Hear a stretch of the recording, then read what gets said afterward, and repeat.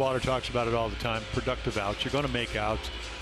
As a former pitcher, I just said, how did you, if you're striking out 37 times and they have good arms and they have made really great pitches, how are you doing it? How are you getting the 2 strikes? And I think they just have to be a little bit more cognizant of maybe a little bit more discipline early in the count. And I think, Chris kind of noted that, and I think they're all aware of it.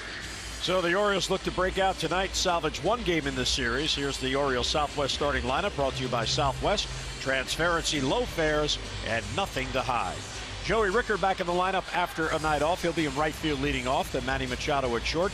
Chris Davis, Adam Jones, and Matt Wieters in the number 5 spot. Look at those numbers over the past 10 games. One of the few hitters who's on a tear at the moment in the Orioles lineup. Trumbo will DH, then Scope Kim and Janish Kim starting back-to-back games for the first time this year. Yeah, and 22-year-old Lance McCullers Jr., his dad pitched for Buck Showalter with the Rangers back in '92, so he's a fastball curveball. Look at the percentage of curveballs. Now, his only appearance against the Orioles was a complete game with 11 strikeouts last year. This year, a little bit different. This is only his 3rd start. He had shoulder problems throughout spring training. So, again, maybe not at tip-top shape. We'll see that. But he loves the curveball. Not only does he throw it 47% of the time, he throws his curveball over the plate 70% of the time. That's a huge percentage of strikes with a hook like that. We'll face Joey Rickard leading off in the Oriole first. And we are underway in Houston, and the pitch is low, 1-0. Joey did pitch run in the game last night, and he stole a base. Got a modest 2-game hitting streak working. And Rickard down the right field line towards the corner, towards the foul pole, and it fades back out of play. Yeah, his average fastball is right around 94, and he's got pretty good stuff. Curveball's a hard one. The changeup's almost 90. So not a whole lot of separation there. There's Brent Strom, his pitching coach. So again, I mean, he's a very talented youngster. Comes out of Tampa. Signed for $2.5 million back in 2012. And he pitched better in the big leagues last year at 6-7 with a very low ERA and a terrific start against in the division series too. So Jimmy's pitched 3 times, as we mentioned, because of the shoulder problems. Once against the Red Sox, they roughed him up in Fenway, and then pitched very well against a Texas team that hits good his last time out, only a couple of runs. And Joey Ricker with a very patient at bat. He works a leadoff walk. So the Orioles get the leadoff man on in the first. So take a look at their defense. Rasmus Marishnik struggling with the bat, but great defender. Springer and Wright. Bob Wainwright, a couple of home runs in the first 2 games of this series. Correa, Altuve, White, Tyler White playing first base, and then Castro behind the plate. We saw him the first night here on Tuesday. Here's Manny Machado back in the number 2 spot. Manny's got a 2-game hitting streak going, so maybe he's showing some signs of breaking out. Average still above 300. And that one gets away from Castro, and that's going to allow Joey Ricker to reach second base. That looked like it clanked off the glove. Well, he sits away, and the ball's up and in, and might give you an idea. McCullers, I mean, look where the target is. Should have caught it, but it's a 2-seamer. It moves a lot, and the Orioles certainly will take advantage of it. When you're struggling for runs, just get them on and get them in. And a good take. And we might, Greg Gibson doing the home plate umpiring, and if you're wild and you're young, you need to earn strikes. I always felt that if you can be around the glove, that really tells you what kind of command you have. That's going to encourage umpires to call strikes. And if you're not, a little bit tougher. See there, he's kind of overanked. I look at him and he's not quite getting close, so it's very difficult to really kind of get behind your pitches. He's just kind of coming up, front shoulder never closes, and flying open. Easy to have the ball run either to the right or pull it off the plate to the left. There's another ball. That easily could have been called. You can see good fastball. Wow. That ball's that's off the plate. Well, McCullers has now walked 7 on the season. This is his 3rd start, and there's ball 4 well outside. Make that 8 to go with 11 strikeouts. In his start against Texas last Friday, 6 strong innings. In a game the Rangers won 2-1. He allowed the 2 runs and lost. So the Orioles get 2 on for Chris Davis. Buck Showalter flip-flopped Chris Davis and Adam Jones for tonight's game. So he gets an extra day of rest. For young pitchers, that sometimes can lead to wildness. They began the year on the DL. He had sore right shoulder issues the entire spring, and was just activated 2 weeks ago on May 13th. So Chris Davis with a chance here. Breaking ball down and in. Well, you know, you look at his numbers last year. Now he won 6 at 7, even though he had a very low earned run average at 3.22 runs. A lot of strikeouts, 129, but he walked 43 and 125 in the 2/3 innings. That's 1 every 3 innings. Check swing, he went too far, says Jordan Baker. And Jason Castro finally calls for a breaking ball, and he gets a strike. This is what Jordan Baker's looking at down at 3rd base. Yeah, you can see how he. Well, it's kind of one of those, borderline. And of course, the Astros have won it. And that ball a little low. Now, I don't know if Scott Coolball had a conversation with the hitters as a group, or maybe he pulled a few guys aside, but the first 3 hitters in this inning have been very, very patient. Well, he hasn't even been close to the plate, too. I think it's probably a combination of both. And I mean, Scott's a hands-on guy along with Mark Quinn. And that is a fair ball, and the only play for Tyler White is to step on first. So productive out. It moves the runners up and 1 down. Yeah, I think it's a combination of the Orioles hitting style and the fact that, you know, Shoemaker pitched a great game and struck out 13 in 8 innings in Anaheim. Yes, his ERA was over 8 runs a game. Didn't pitch like it. Weaver's a master of the deception. They did not adjust well. So the hitting coach asking the pitching coach for some insight. He's going, why is he so wild?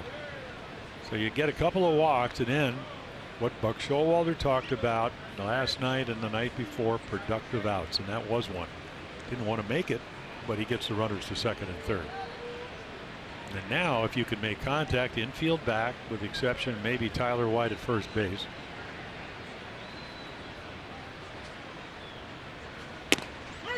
And a strike at the belt to Adam Jones. So you can see he's got a terrific arm. Well, and he loves pitching here at home. In 11 career regular season starts here at Minute Maid, his ERA is 1.96. And there's the good curveball. So he's right back into the count. And again, if he watched the first 2 games, which I'm sure he did, he's now in a position where he can use the quality breaking ball, and he does have that one. Good fastball, real good curveball, and that's what has given not only Adam Jones but the rest of the Orioles a lot of problems. Adam behind 0-2. And a bouncer towards 3rd. Fights it off to stay alive. And I think you get into a tendency, Jim, where we saw Adam take the first pitch, it was belt high, 94 down the middle of the plate. You start saying, okay, I got to get a perfect pitch to hit. Well, there are sometimes the first pitch could be the best pitch you're going to get to hit, and he took it. You know, now he really has to struggle, and that's what you do with 2 strikes. Just try to get a pitch you can maybe get in the air. Or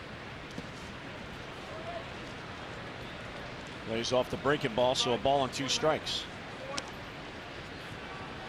Yeah, nice play by Castro. We saw Evan Gattis do it all night yesterday because of McHugh with that slow breaking ball bouncing. The Orioles actually did get a wild pitch and score a run, one of their 3. 2 on him, 1 out, 1-2 on Jones. And he got him. We have the breaking ball, so there's the first strikeout of the night, 2 away. Yeah, perfect curveball. To me, it all goes back to the first pitch. He took a fastball, probably hittable if he was looking for it.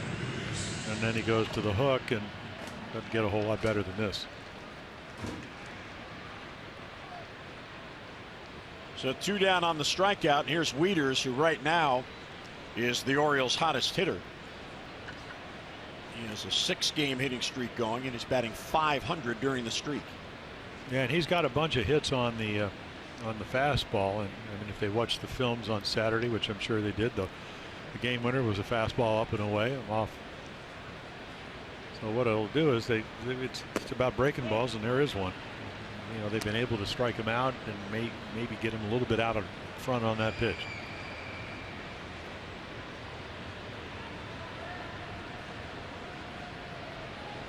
There isn't much difference, righty or lefty, against McCullers in his first 2 starts.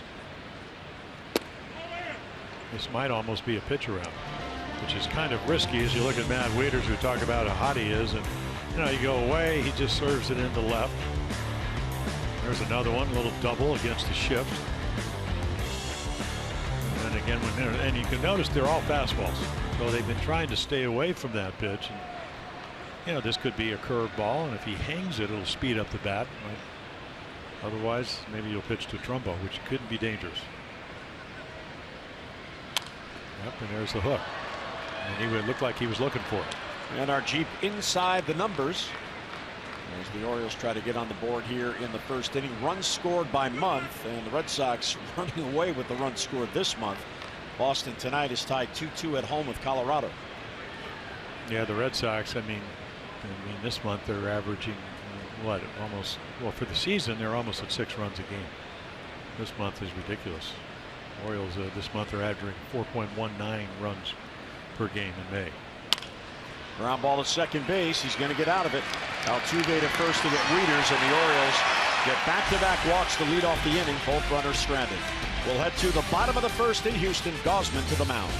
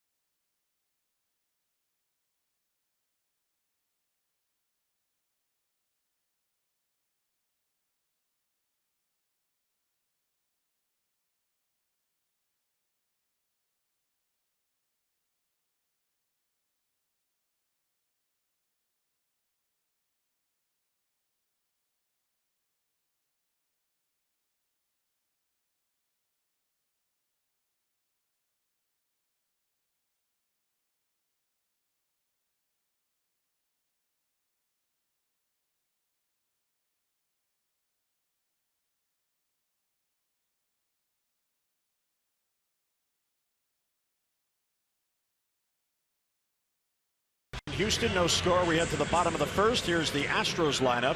Springer, Altuve, and Correa up top with Rasmus, Gaddis, and White in the middle. Gaddis, since coming back from Double-A, where he went to work on his catching, he's been on a tear, including 4 home runs in those 10 games. Valbuena, Castro, and Marisnick for the Astros. And Kevin Gausman for the O's. A lot of fastballs. Why not? 93 to 99. 2-seamer, 4-seamer. You know, breaking ball, kind of a slurve in between a curveball and a slider. Depends on the evening. And then his second best pitch, the split finger changeup. This will be a 7th start. He's really pitched, with the exception maybe the Sunday game against the Tigers, he's well enough to win in all of them. You see righties, I look at that number and I say, you know, when he comes up with a better, more consistent breaking ball, that number will plummet. And look at the lefties. Not much of a chance. 5 consecutive no decisions, including a no decision in Anaheim on Saturday night, in which he went 8 innings and allowed 1 run. Well, this would be a pretty good task because this is a good fastball hitting ball club. So how do you use your other pitches? You use your fastball, but you get ahead. And that ball's down. Well, 2 pitches into the bottom of the first. The Astros grab a 1-0 lead on the 10th home run for George Springer. Yeah, I always found that #1 draft choices, we used to play against the A's with Bando and Jackson and Monday, that they hit the fastball in the middle of the plate with the best of them. You can throw it, but you can't center cut it. And when he misses on the first one, he's waiting, and this ball's right down the middle. They didn't get the big monies. They aren't in the top, round of the draft if you can't hit the heater. So there you go. Not like he needed a wake up. I don't think so.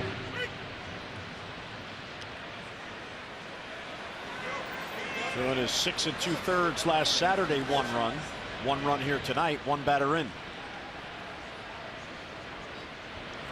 And a good breaking ball there. And a swing and a miss. So it's 0-2 on Altuve, who the Orioles hope doesn't figure it out until tomorrow when the Astros are in Anaheim. Well, or either that or not find a hole. I mean, he's hit some line drives right at people. That's what he does. There's another good breaking ball. Well, the one thing about Kevin Gausman, we showed you the batting average. All the home runs are by right-handers. Doesn't give up a lot of them. That's only the 4th home run, and now 7 starts, but all hit by right-handed batters.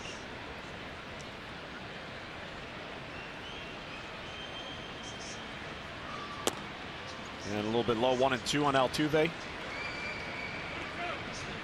Altuve 0 for his last 17 and has just 1 hit in 21 at-bats on this homestand for the Astros, which ends tonight.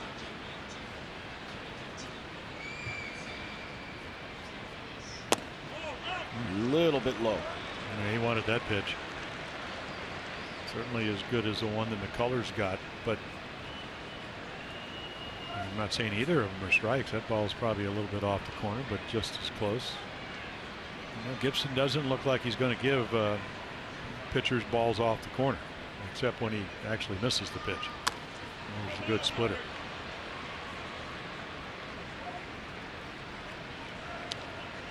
Well, when you don't get a lot of run support, I think it makes you a better pitcher, but reality is it makes it harder to pitch because you always feel like every pitch means so much, and it does. Well, in 3 of his 6 starts, the Orioles didn't score him a single run. Comes to Manny, waits on the hop, and guns to get the hustling Altuve by a step.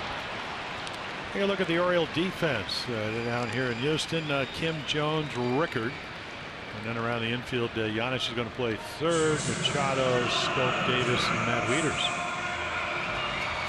We get into the latter part of May, Matt playing a lot more, and why not? Red hot with the bat.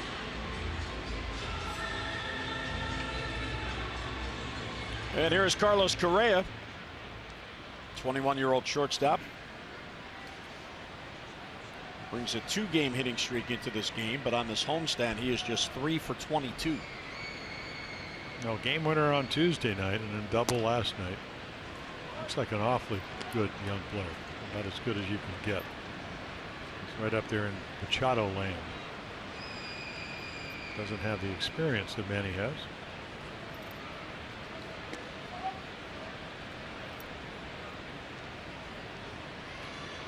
Yeah, but Manny's old. He's 23.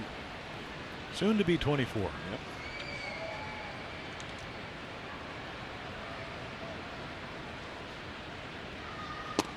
And there's a fastball for a strike.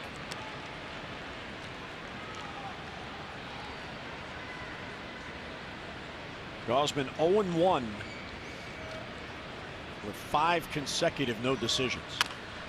And a bouncer foul. And these 2 players were very highly regarded in the 2012 draft. Correa went #1 overall to the Astros. Then Minnesota took Byron Buxton. Mike Zunino, who's now in AAA with Seattle, went 3rd, and then the Orioles selected Gausman #4. So 2 of the top 4 picks facing off here. Yeah, it's kind of interesting. Lance McCullers was drafted that same year, and the only reason they were able to sign him is because Correa accepted less than what the slot was. Still got a lot of money. I think $4.8 million, somewhere in that number. Yeah, the Astros had the best of both. They like Correa as a player. And they got him on the money that they wanted to spend so they could get McCullers, who was the 41st pick in that draft. 3-2 on Carlos Correa. And a swing and a miss, but it gets past Wieters. Wieters will have to hurry. He fires to first, and a nice pick on the back end by Chris Davis. Yeah, one of those throws that I think concerns the Orioles because it's off balance, but again, a splitter that's going to bounce. And again, he tries to backhand it, and it gets by him, gets lucky because it comes off the fence. Nice throw, low throw, but Chris Davis usually catches it. A nice play by Wieters and Davis on the back end. Yeah, I just think, Matt, and I know Rick Dempsey's fallen out of his chair. Two-strike pitches like that, it's very, very difficult to catch when you try to backhand it. I think you get in a bad habit. I mean, he's very good at it, don't get me wrong, but when it gets by you, I mean, he lucked out there, but you got to block him. Rasmus first ball swinging, pops it up. There's Machado. And Manny's got it, and Gausman gets out of it without any further damage. So the leadoff home run from Springer will head to the second in Houston. Birds come to bat, down by a run.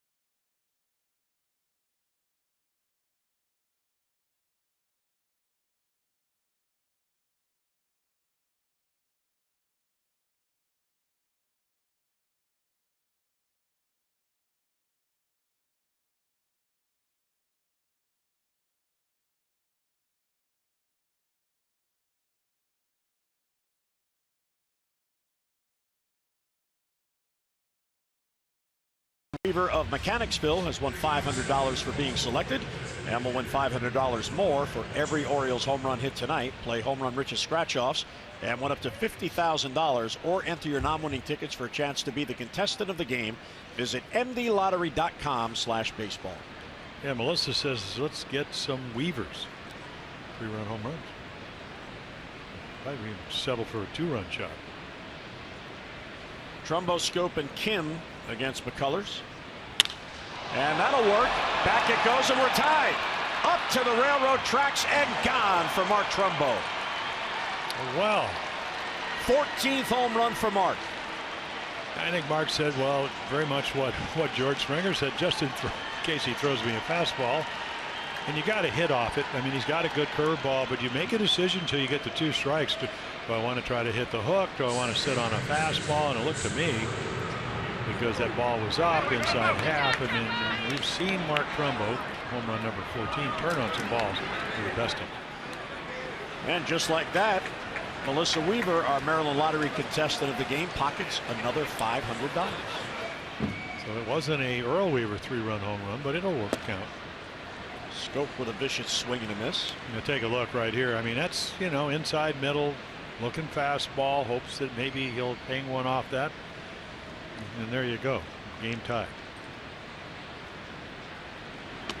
Check swing at a breaking ball. Did not swing on the appeal to Ed Hickox. John's been swinging the bat well. He's got a 3-game hitting streak. He's batting .381 on the trip. 8 for 21. Fouls it off the other way. That's back out of play. Yeah, he's gotten to the point now where you can still, I mean, obviously you can get anybody out with fastballs up and in and breaking balls down and away, but we've seen a lot of the hitters succumb to that. But if you make a mistake compared to a couple of years ago with your breaking ball, like that. You know, it got away enough for him to foul it off. It's a ball that he can hit pretty hard.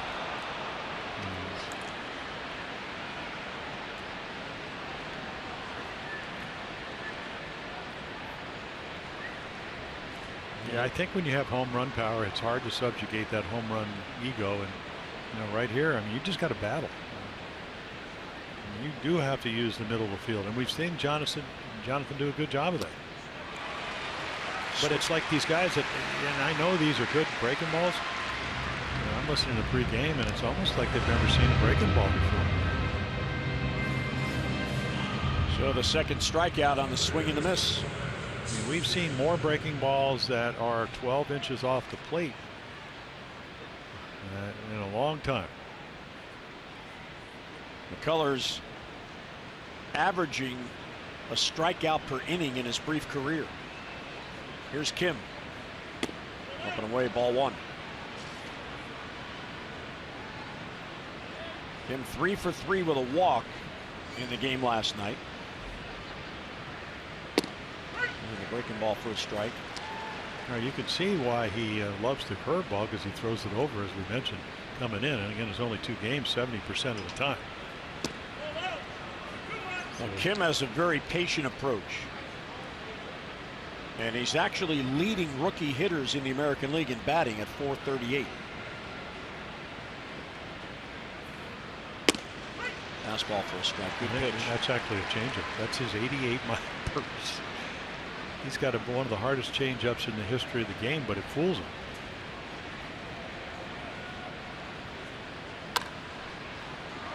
Yeah, I just think it's a cultural thing, and I think Kim, when he came from Korea, you know, he doesn't like to strike out. I mean, that's staying alive. Now, will he get a better pitch? We don't know, but you'll never know if you swing through it. Pretty good breaking ball.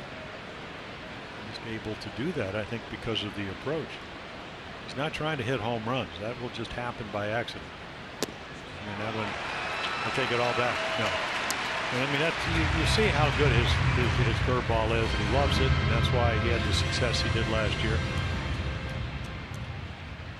And he's got a very, very good windup. It's very athletic. Uses his front side well. The 2 down on back-to-back Ks, 3 strikeouts for McCullers. Here's Paul Janisch. Check swing, and it's a called strike anyway. Paul getting a chance to play in his hometown of Houston. Went to Rice University. He is making his 4th start since coming up from AAA.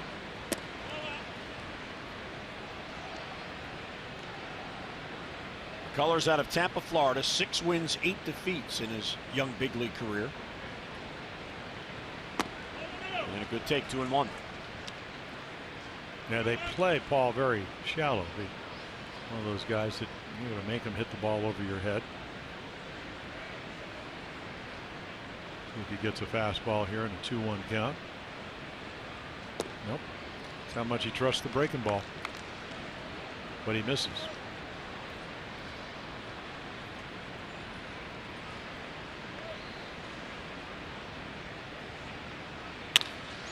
Ground ball wide to third, fielded there by Valbuena, and then across to first, and the inning ends.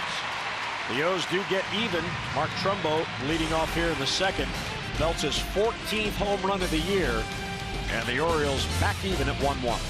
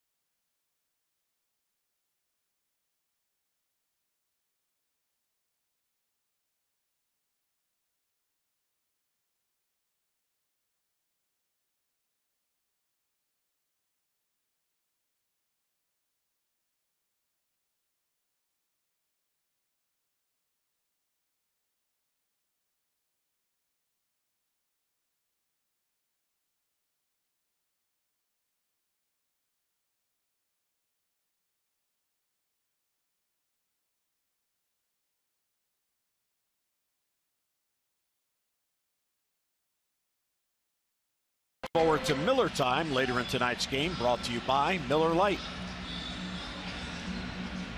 Kevin Gausman now back even, each team with a solo home run. The Orioles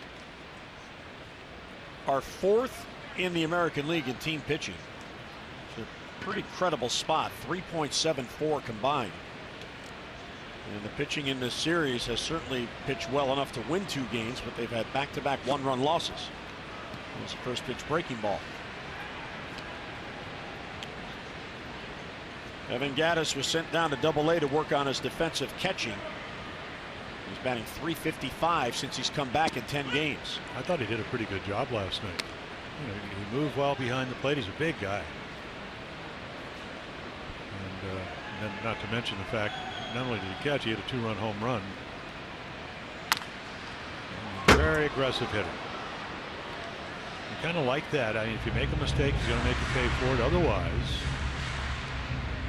you know you can get ahead in the count, and then it's a matter of making quality pitches. And we've seen Kevin Gausman be able to do that over the course of 2016. And then you go back and you look at the home run that Springer hit. It was right down the middle. He's a good fastball hitter. You just kind of say, okay, you just won't put it there anymore. And you don't. He makes a better pitch, 98. I mean, if your fastball is your best pitch, and it is, just because you put one down the middle and somebody hammers it doesn't mean that you go away from it. That's a nicely thrown fastball. Good late movement. Gattis knows it. Just couldn't get the bat off the shoulder. Strikeout number 2 for Kevin. He's retired 4 in a row since the leadoff home run. Here's rookie Tyler White, who has 7 long balls.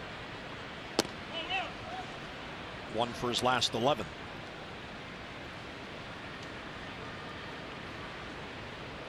He's out of Caroline, North Carolina. 33rd round draft pick, and he's in the big leagues. Yeah, look at his minor league numbers. I mean, really worked his way up. Never, I mean, a huge home run guy, but solid years.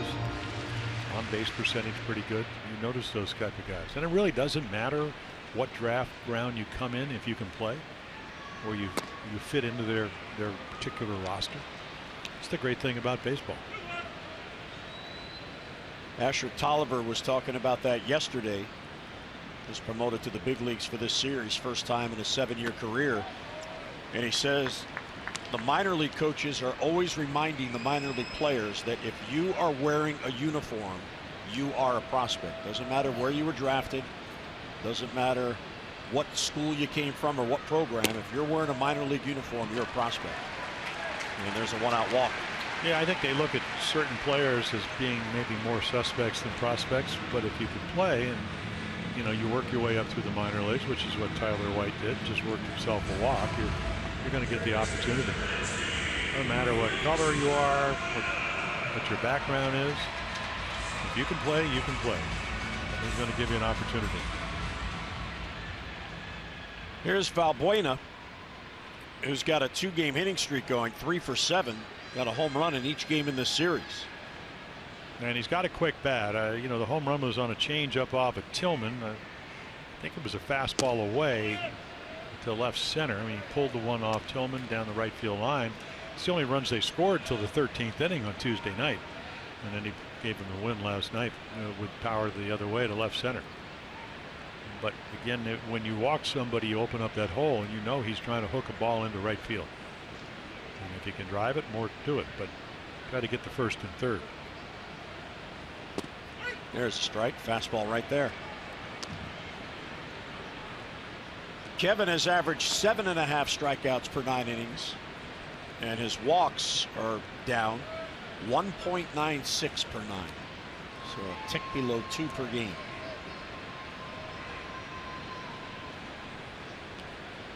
Valbuena, one of only 2 batters in this lineup that had seen Gausman prior to tonight.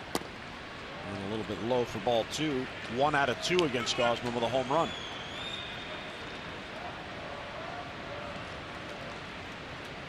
Yeah, if you're a modern day starting pitcher, walks hurt you in 2 ways. Number one, obviously, and what I concern myself with is the guys on base. The other one is now and get a limited amount of pitches, the pitch count goes up. And the third thing, it does open up holes. It's a fastball by him, 2-2. So when you get into deep counts and you do end up walking people, or even the deep counts, it just escalates the pitch count. And that, not that you have to win now to make a lot of money, but in the old days, that's the only way you really got a raise. Could you stay out there long enough to hang around and get as many opportunities for your teammates to come to the plate? The 2-2 is swung on and ripped to right field. That ball has carry, and that ball is gone. Valbuena doesn't get home runs in 3 consecutive games in this series, and the Astros are back on top. Well, they had 25 of them last year. They got them from the Cubs with 16 in 2014, and you're seeing why they keep putting them in the lineup. It almost looked like he tried to slide step, and if you slide step when you don't have speed at first, maybe you don't have the kind of command. So I mean, this is pretty much thigh high, middle of the plate. You're going to see it right here, and so late on one fastball, right on time on the other one. 3-1.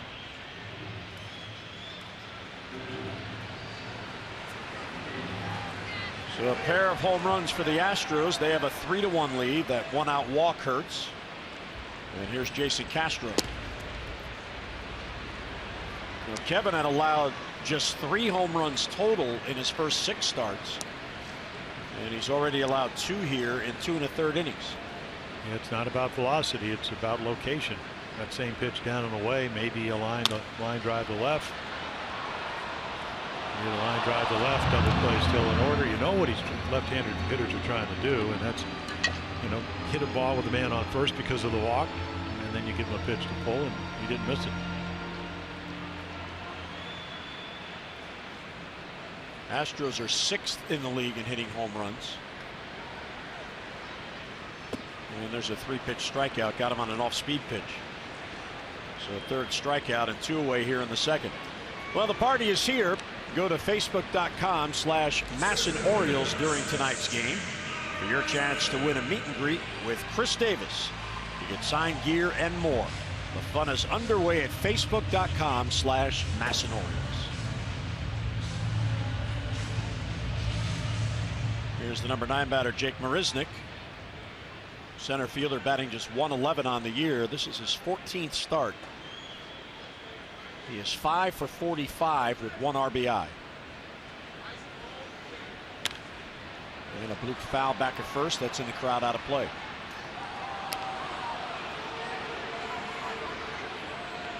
Gausman facing Houston for the first time. He faced Valbuena when Valbuena was a Cub.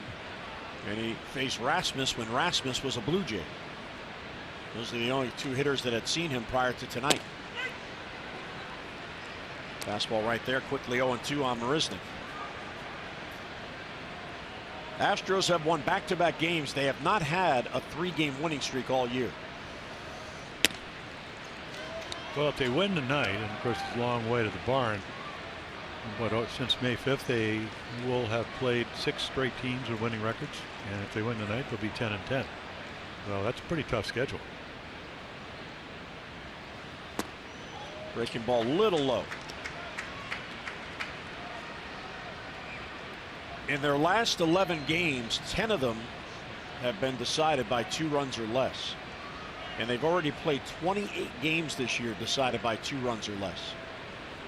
A little bit low with the fastball, ball 3. So from 0-2 to a full count on Marisnick, batting with 2 outs and nobody on. Springer waits on deck.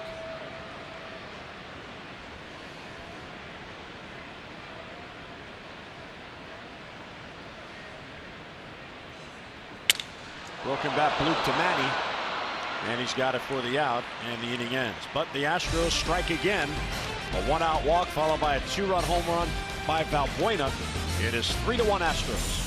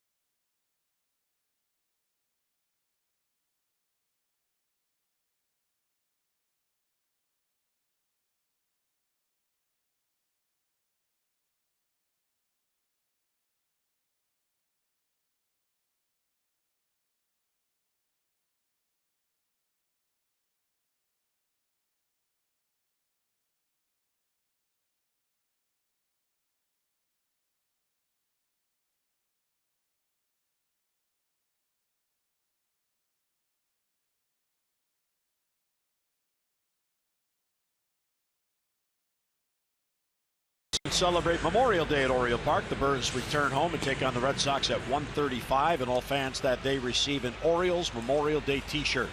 So kick off the unofficial start of summer by honoring our nation's heroes and enjoying a great afternoon with family and friends at Oriole Park. Good seats remain, so get your tickets now, Orioles.com, or call 888-848-BIRD. Matt Wieters with Kevin Gausman on the bench as they came off the field. Wieters doing all the talking in that exchange. Here's Rickard's second at bat. He'll take a strike. Joey worked the walk his first at bat. Orioles had first and second, nobody down, second and third and one down, and couldn't score in the first inning. Lays off the breaking ball, 1-1. McCullers, in the 11 home starts in his brief career, he came up last year, has allowed 3 runs or less in all 11. Foul back this way. Steve Sparks with a souvenir in the Astros radio booth. But he fumbled it. You can tell he's a knuckleballer.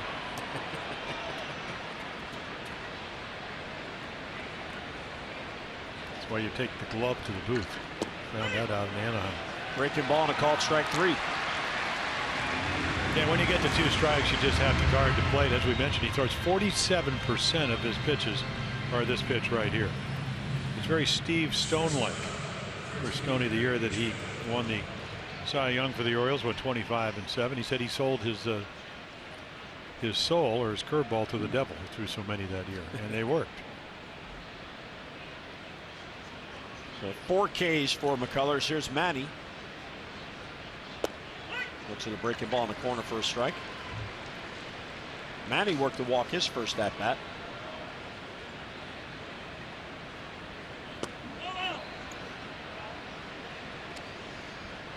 Yeah, even if you didn't have a curveball, if you had watched the last 2 games, you would have tried to come up with one overnight. And again, as it turns out, McCullers has one of the best ones on his staff, just in the starting rotation.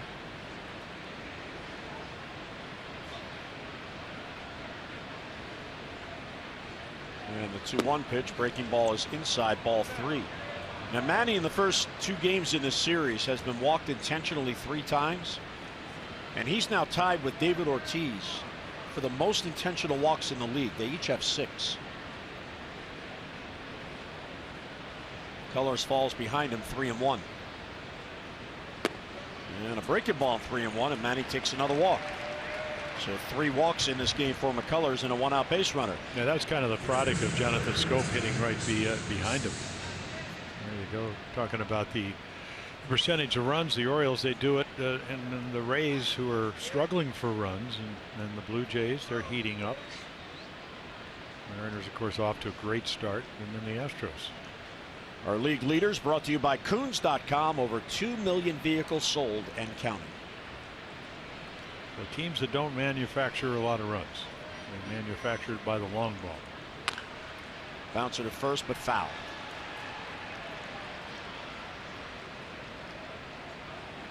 Manny was all the way out beyond second base. Got to make a U-turn and come back. Yeah, it's amazing. I almost thought they were going to throw the same baseball that actually hit the dirt. And then Jason Castro was told by the home plate umpire, you need to throw it out of the game. If you get away with it. Well, it's not away. It's just what they do now. Now, inning used to end. They used to roll the ball back out there, but it wasn't a new ball. I have seen pitchers actually don't want to throw a ball that's either hit the ground or maybe been an out recorded. I thought you get more movement. Yes, well, that's my point. I just don't understand that. They throw a 2-seam fastball with a little dirt mark on one side or the other, it's going to move all over the place. Foul tip at the breaking ball, 1-2 on Chris. But just think about the dynamics. We were talking, everybody kind of talking about the strikeouts and what's the approach. He throws more curveballs than fastballs, so you could go up and look for the curveball. And I guess the determination you need to make as a team or as a hitter is, are you willing to do it? Now, you can't do it with 2 strikes. You have to just look for the ball. I mean, hit off the fastball because it's got more velocity. Hope he hangs a curveball. But until then, you do have that option. And you have a bigger or larger percentage of getting the curveball in other pitches. That's what the numbers tell us. And he got him on a breaking ball. It's 5 strikeouts for McCullers. And 2 away in the Oriole third. And another hook.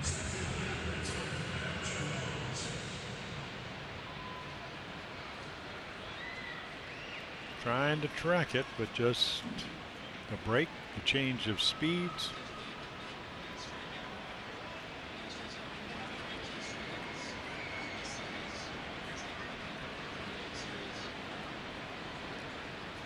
And here's Adam Jones, who struck out his first at bat.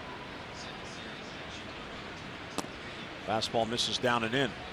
I mean, you've had 8 hitters or 8 outs, and only 3 have put the ball in play, other than the walks. 3 walks,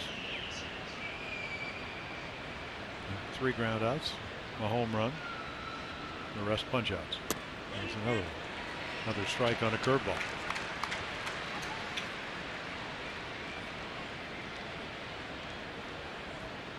Adam is just 3 for his last 35 with 1 RBI. And he's gone 39 at bats without a home run. Well, if he hangs a curveball, that'll end, because he'll hit it out of here. But again, if you make a quality pitch, he's just going to chase. Not everybody can do it, but if hitters swing at balls as a pitcher, it's usually what you try to throw them.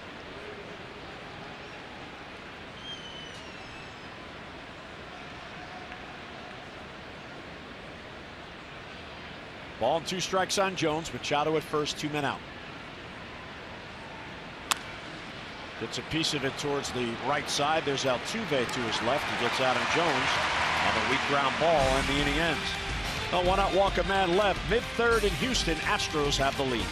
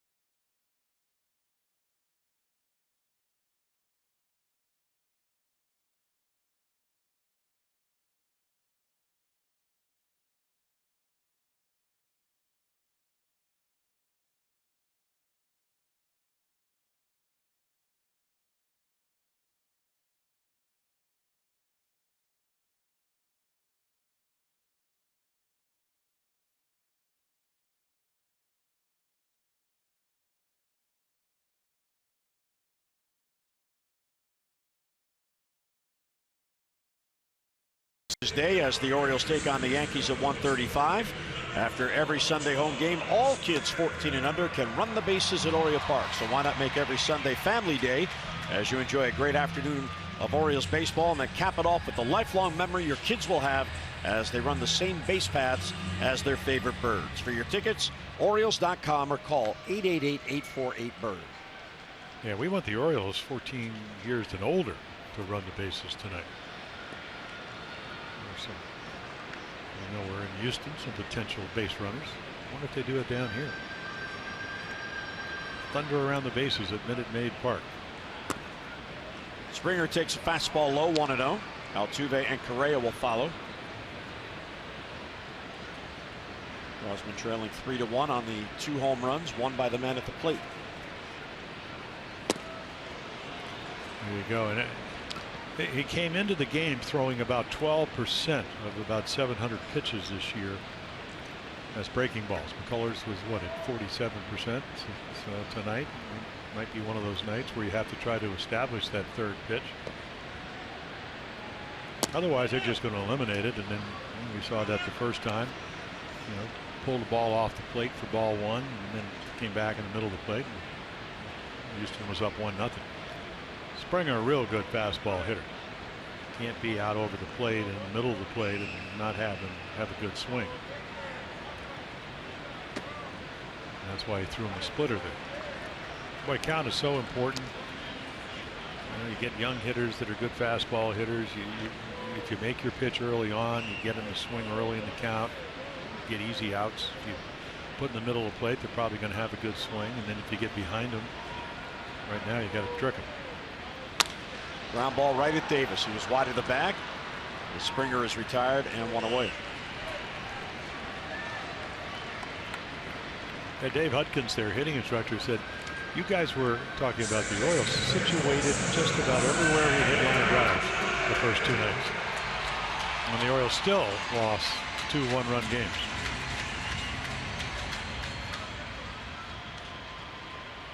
Bobby Dickerson places the infielders.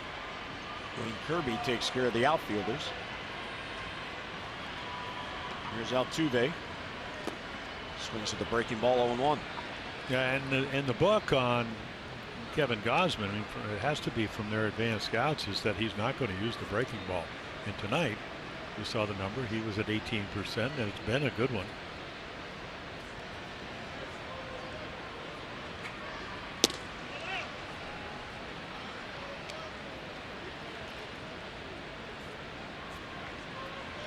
Just need a slight defensive shift when Valbuena comes to the plate. You need to be able to put your outfielders in the seats.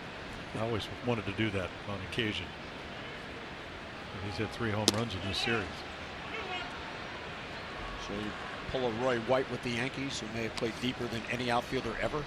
It's unbelievable. It was 457 to left center field, and the original Yankee Stadium before they redid it. And curveball bounced foul down the line. And he used to play about a step from the warning track, so he was at about 400, maybe 35 feet out of left center. And Mike Kekich, Fritz Peterson, left-handers. That's where I hit my 425-foot fly balls, and it just became a corns. In Baltimore, it'd been different. Of course, they would have pitched different too. Here, a little different. If you went 400 feet to left field, Roy White would come in. That's right. He played that deep, but he was a good player. Great offensive player for him. Altuve has worked the count full. About to see the 6th pitch in this at bat.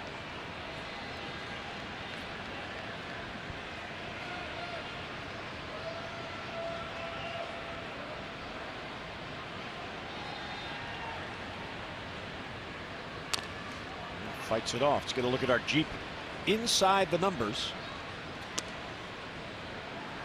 League leaders in doubles, Altuve and Machado running neck and neck behind Ortiz. Well, we had Manny. Remember what, about 3 years ago? It looked like Manny might hit maybe 70 of them. The last 2 years for Altuve, he's had in 40, over 40. And another really good breaking ball that he fouls off.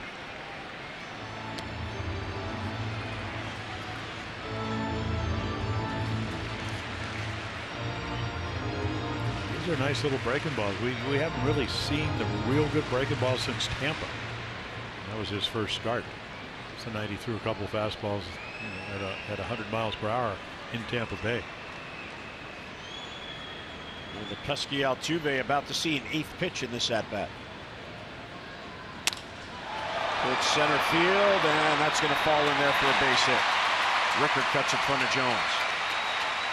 So there goes the 0 for 18 as Altuve's on with a 1-out single. Yeah, he finally hits one soft enough to drop it in.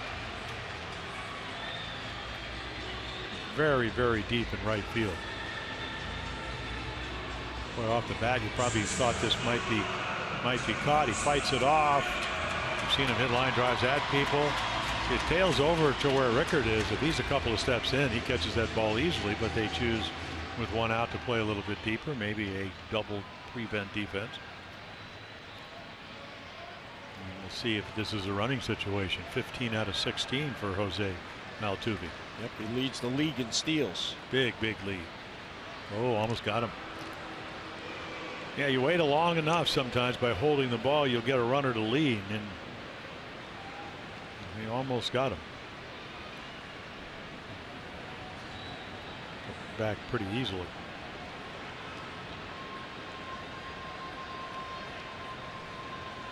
Correa at the plate struck out his first at bat.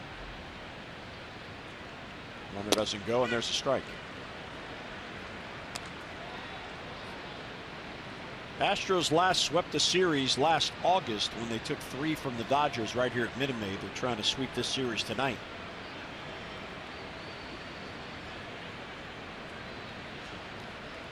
Altuve off first. Strike at the knees, 0-2.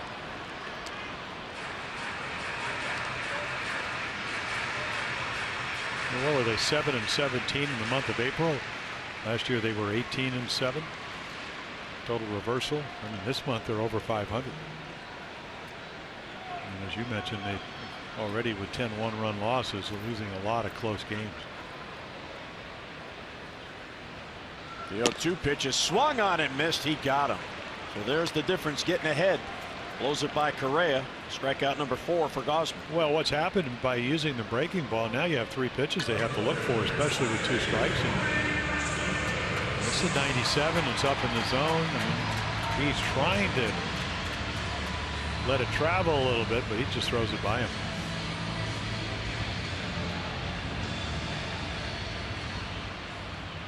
Correa retired. And here's Colby Rasmus, who popped up to Machado at third base, but Manny's the shortstop in the shift. He's the only infielder on that side. Swing and a miss, looked like a splitter.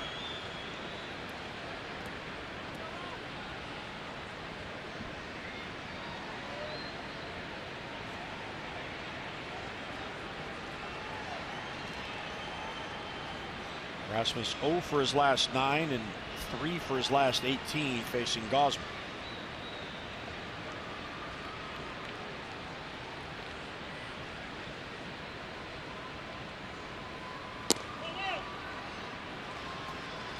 One and one as the fastball misses up and away.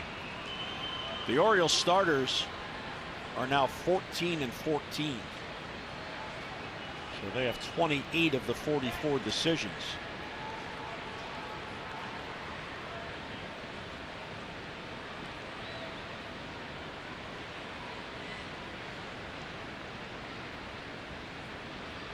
Swing and a miss, another good pitch. Good movement.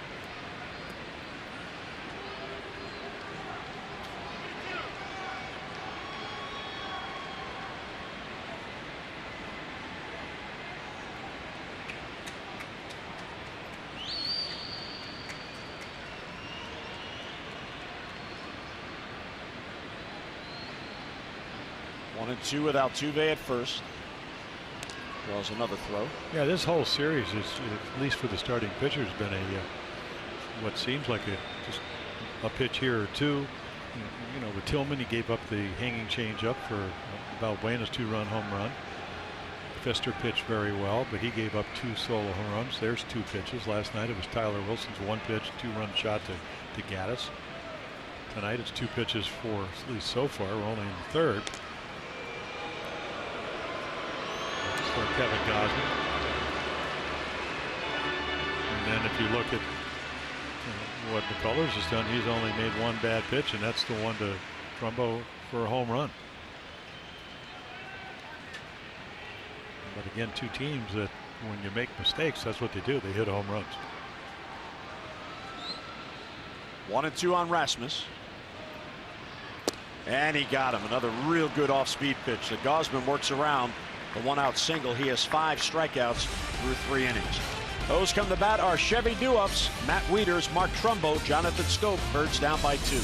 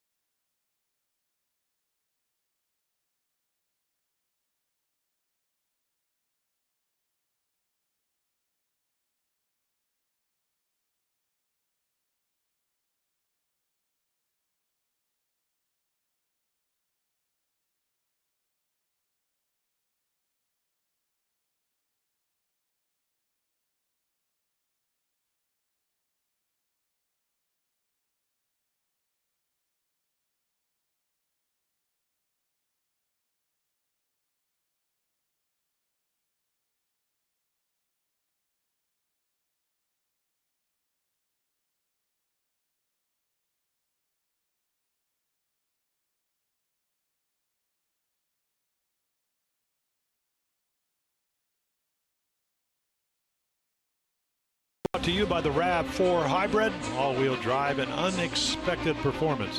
Visit viatoyota.com.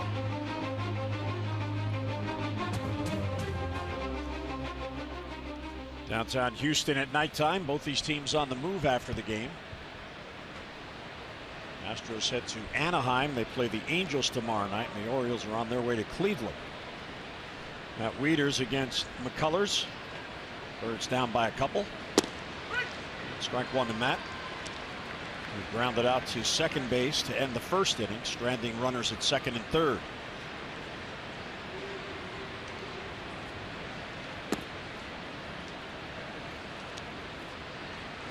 Those are 0 for 3 with runners in scoring position in this game. All 3 at bats in the first inning.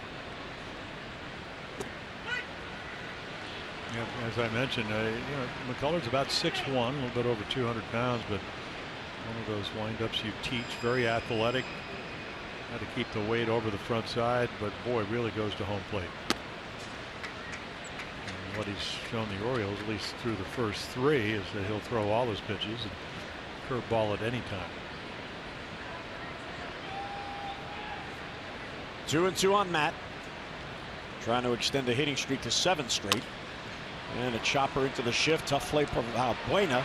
He guns and safe at first base as Tyler White can't hold on to it. So Valbuena barehanded it, but White can't handle it. Well, that's 2 nights in a row. He's made nice plays. I just think White missed it. I didn't appear to me. Maybe we'll get to see it again that the ball bounced, but I just think he got handcuffed. So high chopper. You can see Matt get out of the box because the ball's away and he just dropped it. And the error is given to the first baseman White, his 4th. Just a kind of a low throw, but what, about a foot off the ground at least.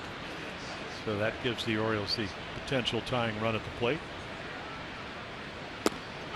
Trumbo takes a breaking ball for a strike.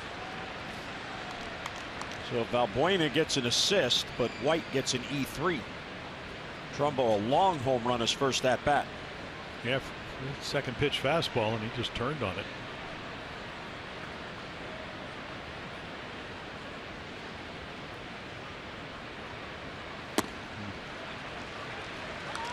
Yeah, that's, even if you're looking for it, I mean, you just don't throw it any better than that. Kind of turned around and asked Greg Gibson, was it a strike, and it was. But again, the good curveball, it doesn't linger in the strike zone. The illusion is, and the good ones, that it's going to be a strike and it goes from a strike to a ball. In this count, that's what you need to do. Lays off that one, so they count to 1-2.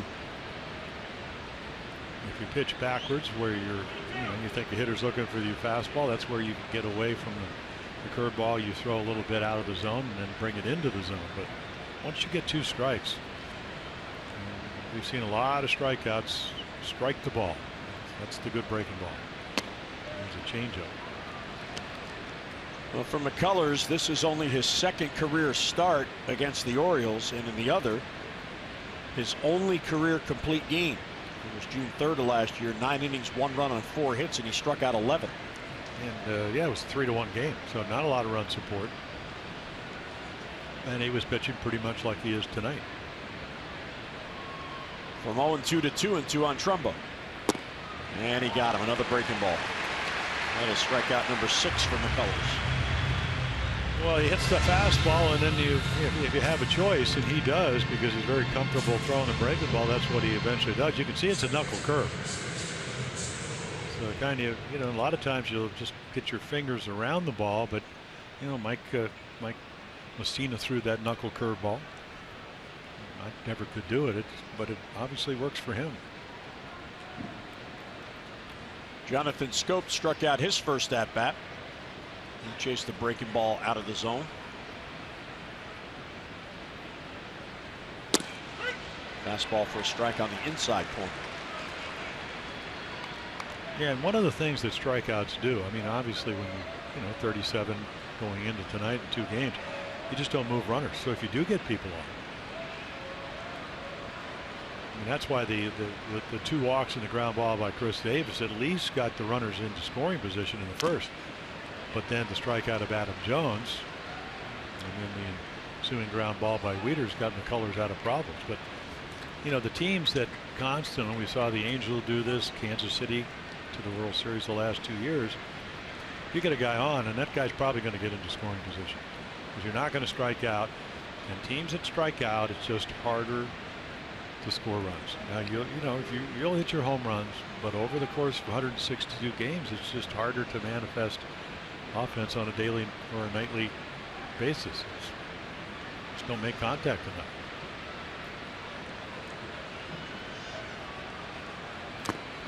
And a foul at the plate, so Schoop has life. Just did get a piece.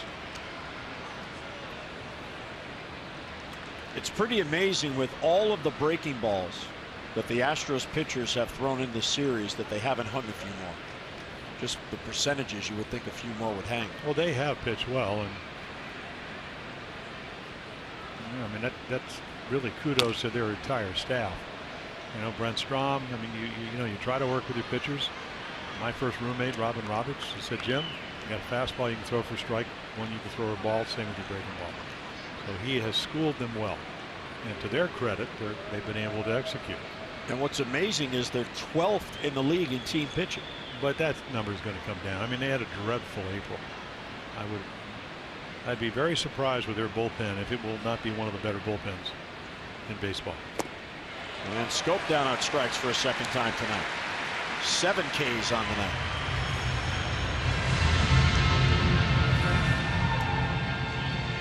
Another curveball. 2 strikes. Watch it. It's going to go from a strike to a ball. You don't have to throw it over. And he does it.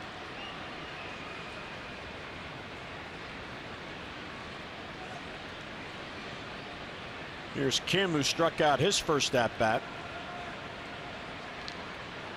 Kim, one of the better contact hitters on this team in his brief appearances. Well, the curveball he struck out on almost hit him in the back leg. That's how good it was. It was pretty much a ball out of his hand, but he had fouled one off right before it and then threw him one, and he almost ended up behind him.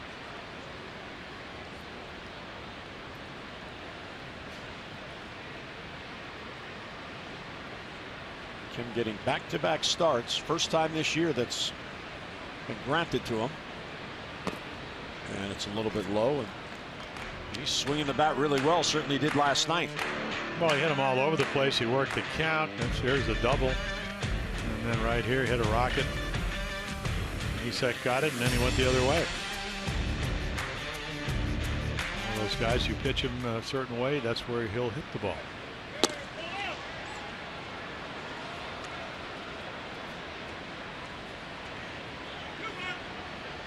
And again, it's scattering the ball all over the park in limited at bats.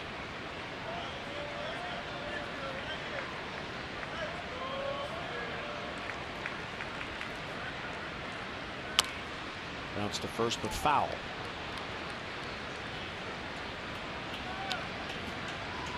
Two and two on Kim. Well, you're certainly right. I mean, that's a perfect example of a quality breaking ball when you're behind in the count. I mean, if that ball's a hanger, he probably hits it hard somewhere, but he makes a perfect curveball, and it gets him back into the count. So here you are in the 4th inning, and even though his curveball has been his best pitch, he will use all 3 of them. Fouled it off his foot.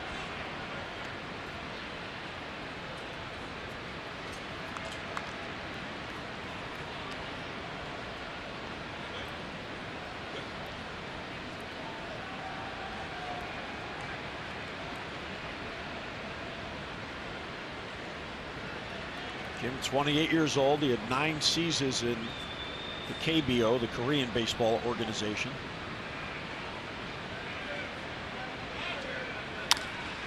Left field has some carry. Rasmus back on it at the wall. He makes the catch. Just enough room for Rasmus to get back on it. And the inning ends. An error, a man left, mid-4th in Houston. Astros have the lead.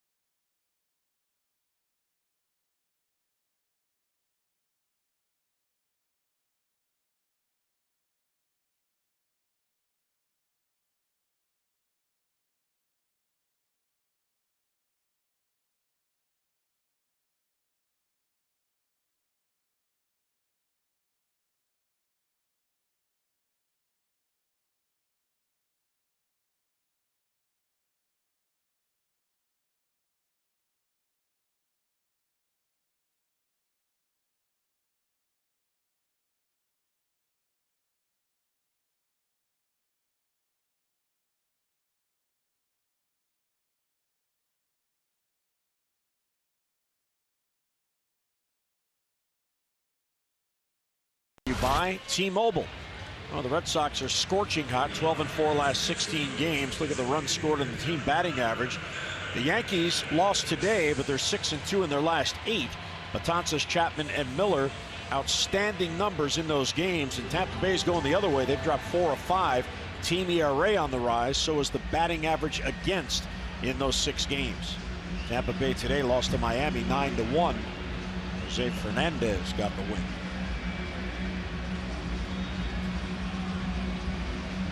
Kevin Gausman has allowed 2 runs on 3 hits. A solo home run by Springer and a 2-run home run by Valbuena.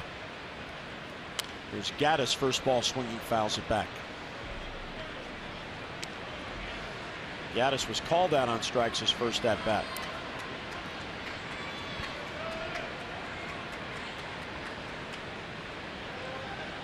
A little bit low. The Astros, as Jim mentioned, they're 12-11 in May, and they've also won 4 of their 7 series. They're 4-2 with 1 split in the month. And that's what it's all about. It's all about winning the series. They were hanging on the fact that Texas, who would eventually win the American League West, really started out slowly last year. Well under 500 going into the All-Star break. That's one of the good, if you start out well, of course you want the season to end right away. And if you start out slowly like they did this year, you're glad that it's a marathon. Last year 18-7 start, 68-69 afterwards. First time they were really at least this team was in contention.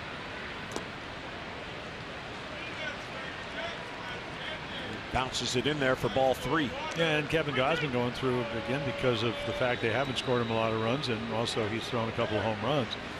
Constant pressure. Gaddis, as you know, we saw him last night. He's a home run guy. Does not get cheated. And he got him on a splitter. So Gausman has 6 strikeouts. Yeah, 1 behind McCullers, but of course McCullers has pitched 1 more inning. Really good pitch. Fastball hitter. You have 2 other options. Your breaking ball, which has been good tonight, or this pitch. That's a split-fingered fastball that dives.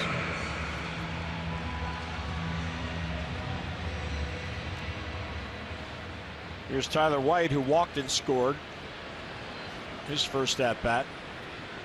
Gausman's probably as upset about that walk as he was the home run that followed.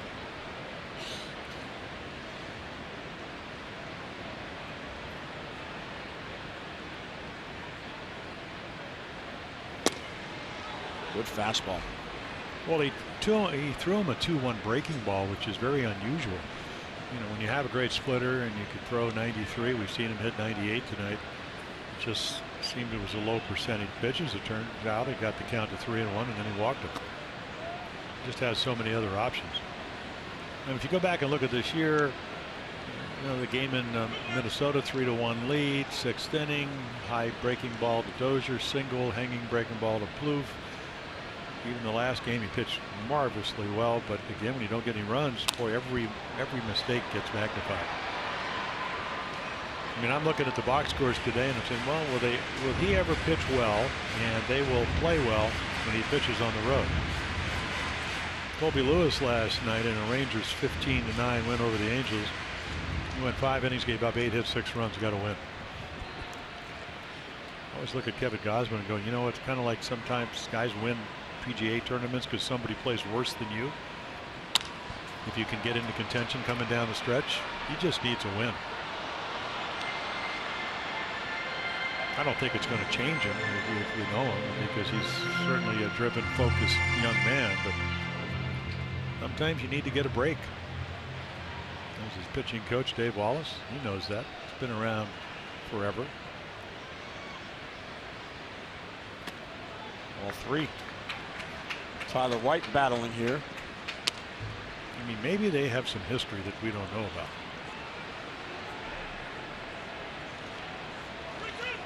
He's pitching him awfully careful. This will be the 7th pitch in this at bat. And another foul ball.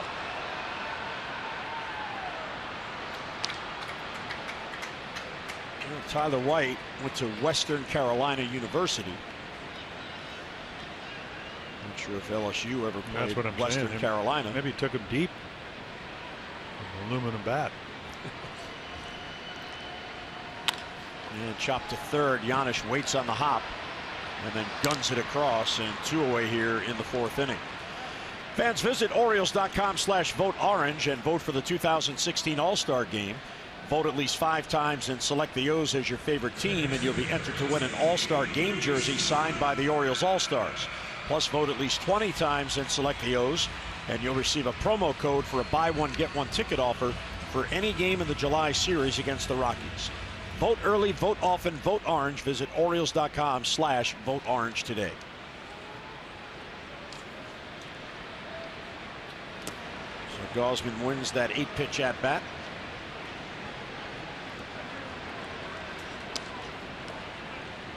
Ball 1 to Valbuena, whose 2-run home run in the second broke the 1-all tie. Now has 7 home runs against the Orioles. I first saw him when he was playing with the Indians.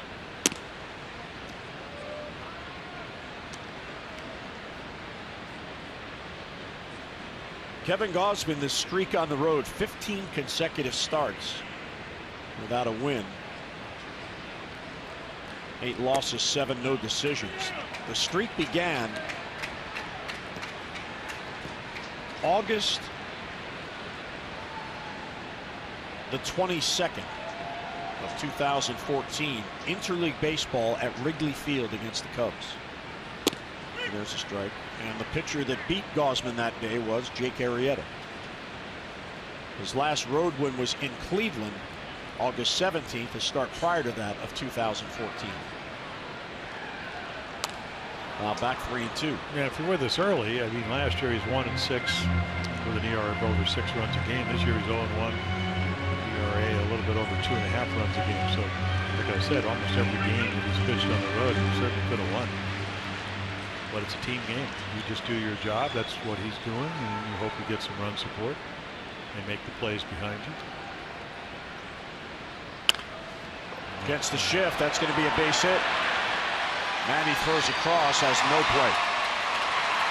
Really had no throw.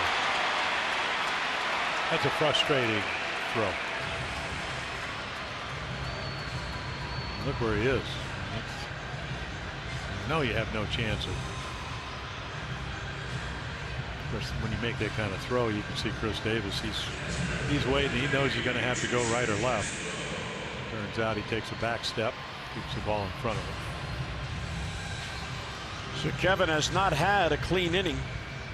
He had 2 outs, nobody on before that infield hit. Jason Castro now struck out his first at bat.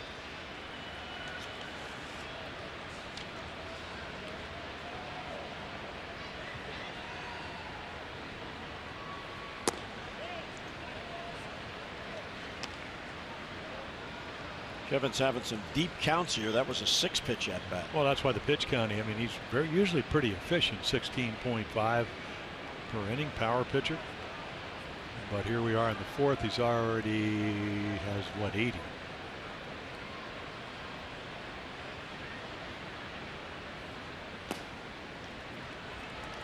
Two 2-0 on Castro.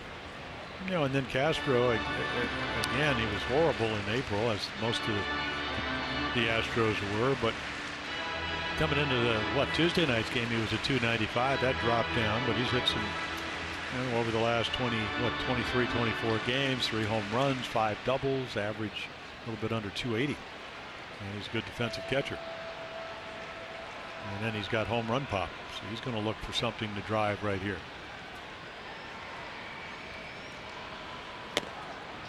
A little bit high with the fastball, so 3-0. You know, count means so much when you pitch. That's a pitch he probably would have chased if he reversed the count, but he takes it. And because of the scoreboard and because of who's on deck, Marishnik, who's really cold, he's probably swinging away here.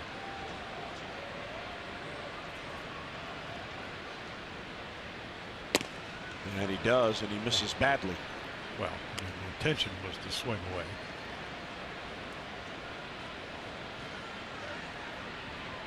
That was kind of like somewhere between green and red. It's a caution swing. 3-1. 96 had something to do with it.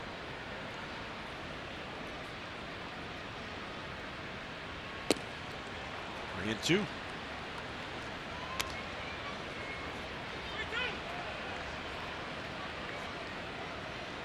Valbuena will be off with the pitch. Davis is going to play behind him. They also have the shift on for Castro, just as they did for Valbuena.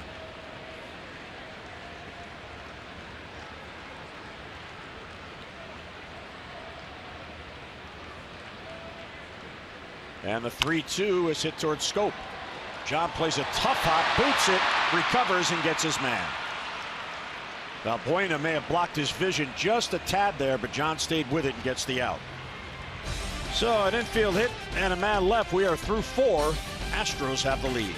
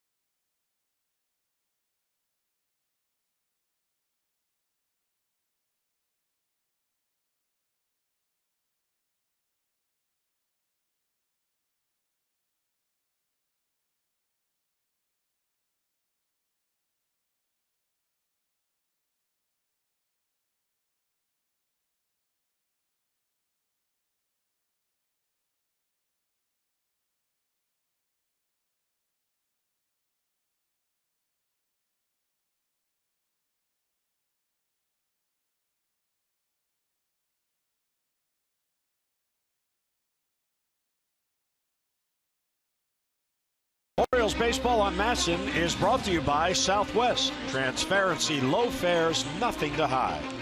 And by the Bob Bell Automotive Group, driven to be the best. Nice crowd on hand on this Thursday night. A lot of bad weather in the area, so they're happy to have this dome.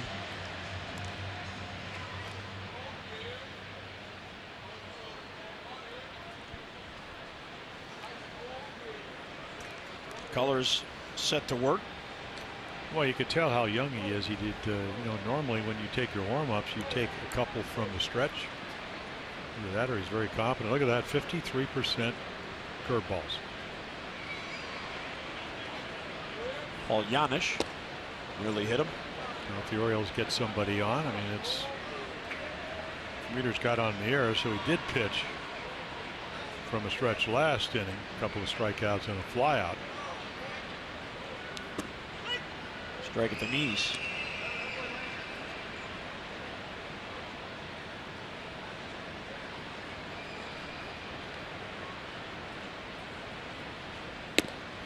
And a good take by Paul. Gets the count in his favor, 2-1. McCullers was a supplemental first-round pick in that 2012 draft. And they were given the pick of 41st in that round because they lost free agent Clint Barnes, who just retired. That's a good exchange for the Astros. Swing and a miss, 3-2.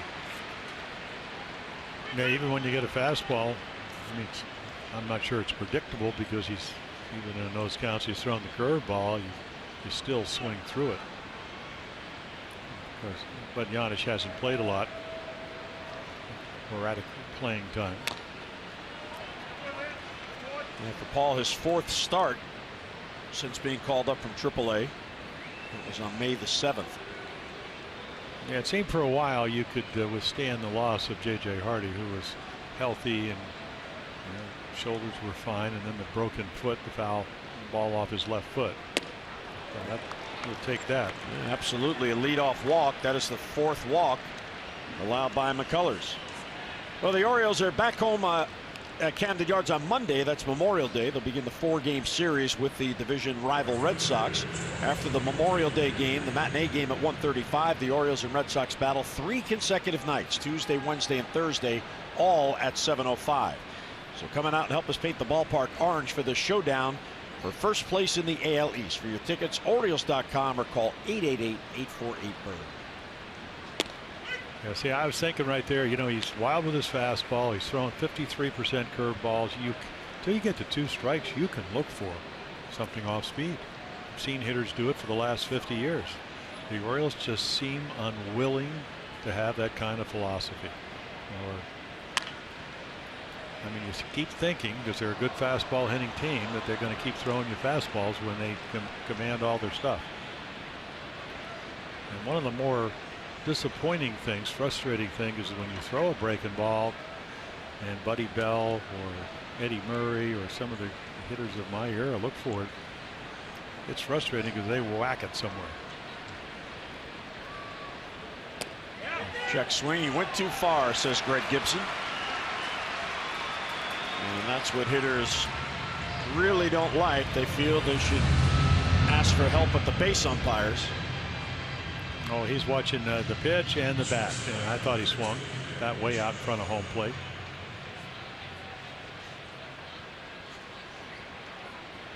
So once again, the inability to advance runners. That is 8 strikeouts. Here's Manny, who has been up twice. He has walked twice. So Giannis on at first with 1 down. Ball 1 outside. I remember when Pete Incaviglia played for Bobby Valentine and the Rangers. He said, when he comes to the plate, not a lot of good things happen. He doesn't move runners. He either hits a home run or he strikes out.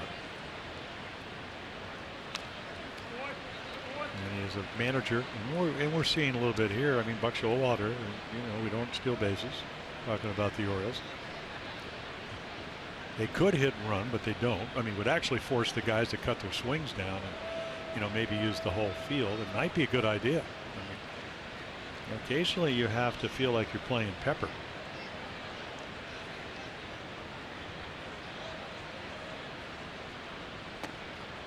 Well, good eye by Manny. 2-1. Very patient tonight.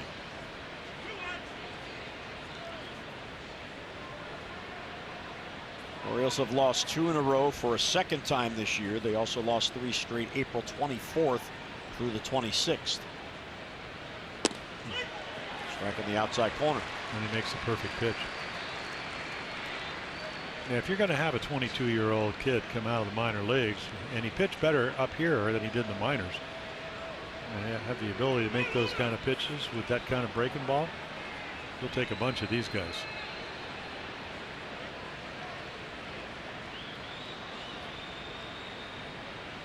Two and 2 on Machado, 1 on, 1 down. Check swing and it's low, ball 3. I think the good news, the Orioles are drafting 29th, 27th, somewhere in there. That maybe there's going to be somebody available like a Lance McCullers. See if Giannis goes 3 and 2 with 1 down. He does not, and it's fouled off. Yeah, that's another thing. You're not probably going to send him because you have a home run bat at the plate. You got a guy that led the American League in home runs behind him.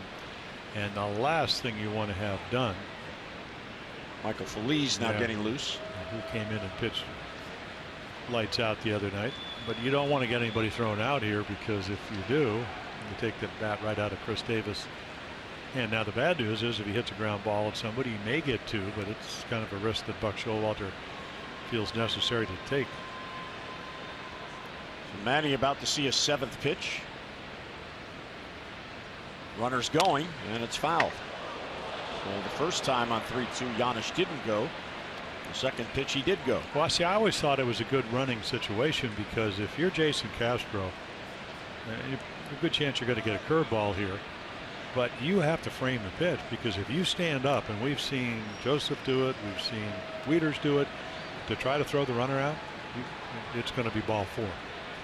And then if you're pitching, you have to take a little bit of time because you have to throw a strike. And he doesn't. Close pitch. Manny got the call. What an at bat. Yeah, I think he wanted that pitch. So 2 walks in the inning, 5 in the game. And for every Orioles walk, CareFirst Blue Cross Blue Shield contributes $50 to support Be More for Healthy Babies. The Orioles have drawn 140 walks for $7,000. CareFirst Blue Cross Blue Shield encourages each of us to take that first step towards a healthier and a more active lifestyle. The pitching coach Brent Strom out for a visit.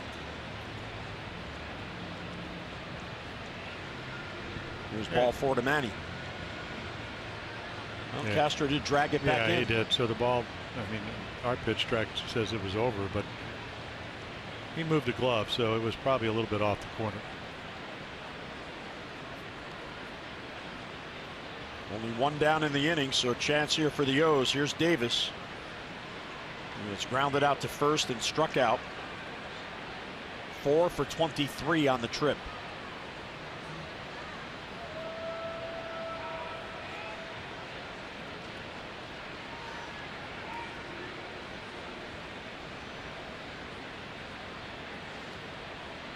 Manny not being held at first, as you see, so he's getting a good lead. And a swing and a miss. That's ball 1. I mean, you can just count him. You know what he wants to do, and I think we think in terms of Chris Davis. We did the interview with him today. I mean, he does use the whole field. They don't need a home run here. Obviously, they take one. That's a soft single. Ground ball into left field. And quickly down in the count, 0-2. And I'm sure that Brent Strom came right out, a young pitcher, I mean, veteran guy, actually pitched in the big leagues, won 12 games with San Diego, and said, hey, throw some strikes, make some quality pitches. And he comes right back. He throws a ball, but Chris swings at it, and now he's 0-2. And he's already got 8 strikeouts.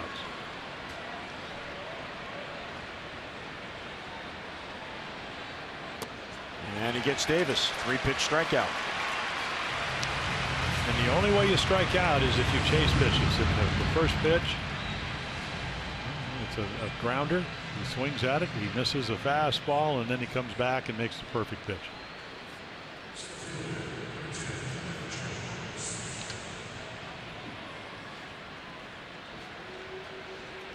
So 9 strikeouts for McCullers, 2 down, and here's Adam Jones.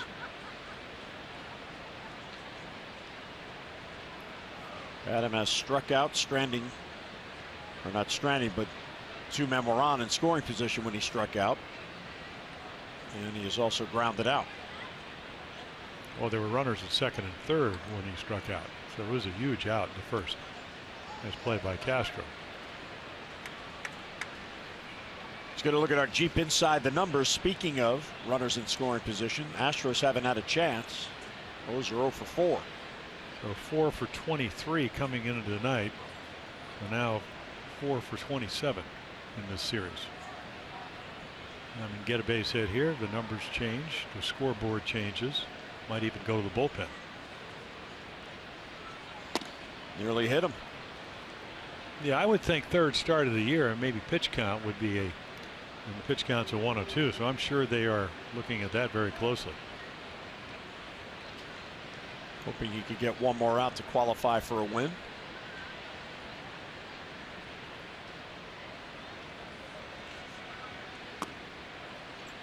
Good take by Adam. So if you're the skipper, do you let him hit? Well, he never looked at Bobby Dickerson, so if he has the green light, he's got it.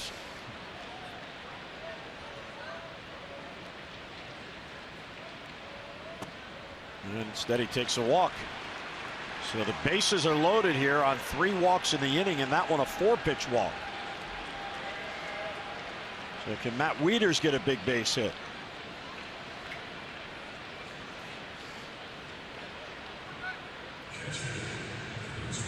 Matt is 0 for 2. He grounded out, stranding the 2 in scoring position in the first, and then he reached on an error and was stranded in the 4th. And the tying run is in scoring position now with the bases loaded and 2 down.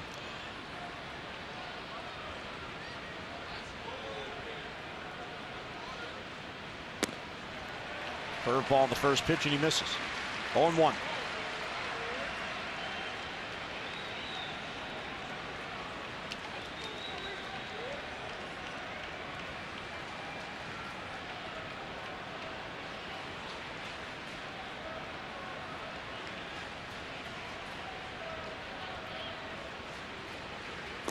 And down and away. Ball and a strike. Yeah, this is what, 14 more pitches than he's thrown. Through his rehab, he only, 48, 64, 89, 92, and he's at 106.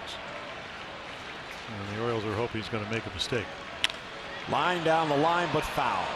And there it was. I don't know if it's a hanging breaking ball or a changeup, and that just sprayed it. And this is why he's been hitting so well, is because you pitch him up and away. Sure, he hit the home run the other night in Anaheim, left center field. But now McCullough's in a position where he doesn't have to throw a strike because of the count.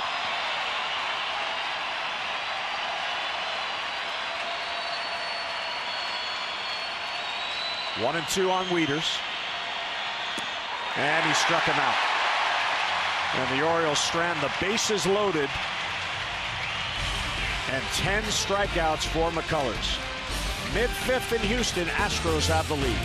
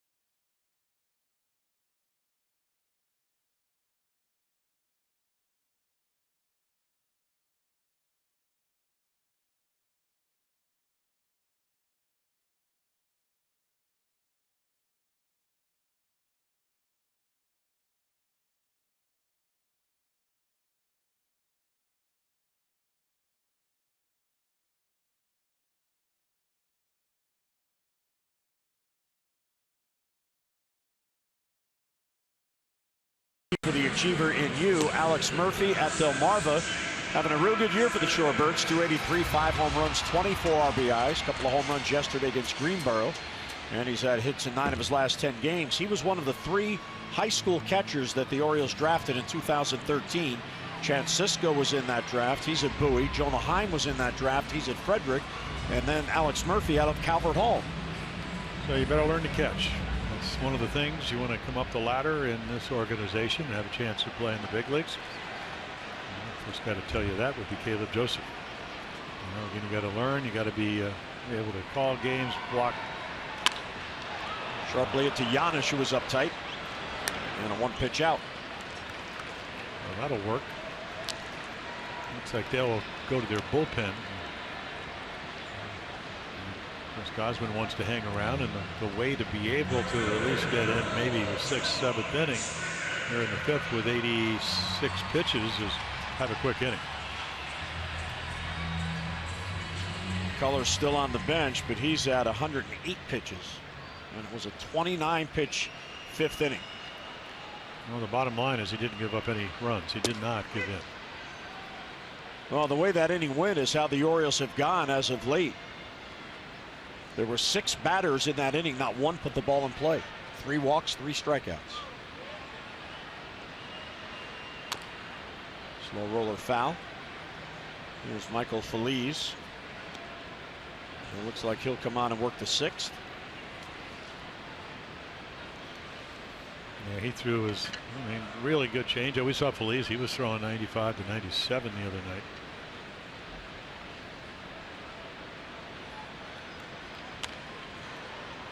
fights it off to stay alive. Yeah, big difference. Of course, Springer hit the second pitch of the game. I mean, smoked it to left field for a home run. When you move the ball around, that's one thing Kevin Gausman's been able to do on most occasions. Is he's got a plus fastball, but the location has been really good most of the time. Chop towards third, but foul. I mean, you think about tonight's game, it's really just two fastballs in the middle of the plate, one to Balbuena. And that was following a walk to Tyler White. Really hadn't been wild tonight, but that walk and then a fastball down the middle to Springer. He makes his living hitting those pitches. In a normal game, one run doesn't hurt you. Maybe sometimes even three, you can get away with it. Just off the plate.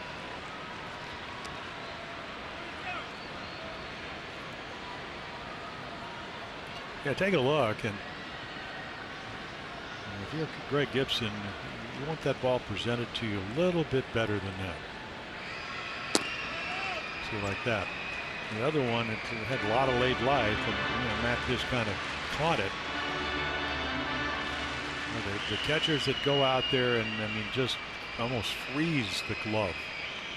I remember the late George Bamberger, our pitching coach, said some would just let it hit off the edge of the glove. There he went too far on. Oh, see, I thought he swung there. Good splitter, fastball hitter. Looks like the bat traveled out in front of the plate here. No, wrong. Good take.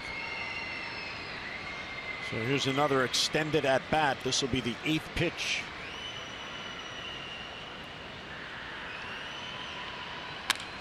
And it's gone.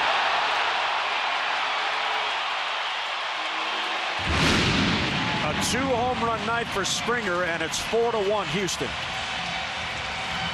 Yeah, just got to split her up. Probably the right pitch, wrong location. Well, these guys led the world in home runs last year. And again, a short porch and left here. If you speed the bat up, and that's what the splitter does. Boy, what a swing. And that gets the train going here. A 2-home run night for Springer. He now has 11.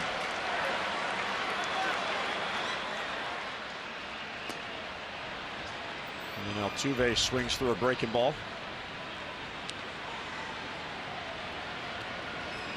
That ball hit the windows. When they close the roof here, they have the windows to make it a dome. I remember they had the All-Star game here, and I think Miguel Tejada won it. Tolliver now getting loose. And of course they had it open that night, I think, and they just kept hitting. I mean, he's hitting these long home runs, and of course when you get here, you realize it's. You got to hit it out there, but it's not that far. I guess they estimate. They'll give us an estimation. I mean, that train has made its trip now for the 3rd time tonight. And you see the windows behind the train. That's what Springer hit. Well, Mike Bordick, who's here doing radio, said that some of the hitters said there is a glare off there. They have the LED lights here, so this is one of the brightest parks in baseball. And he said there is some reflection. Of course, they hit the most home runs last year, the Astros. They also struck out the most. This year they are striking out the most, but they're also walking the most. A little bit different offense.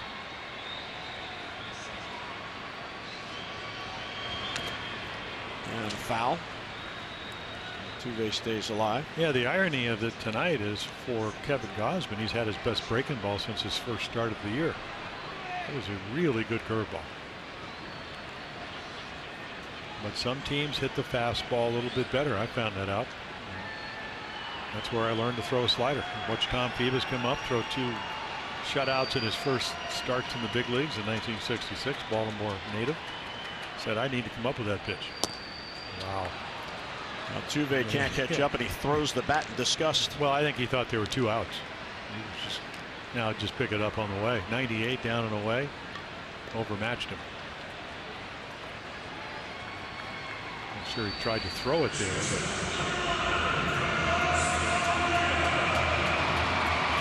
enough with that bat.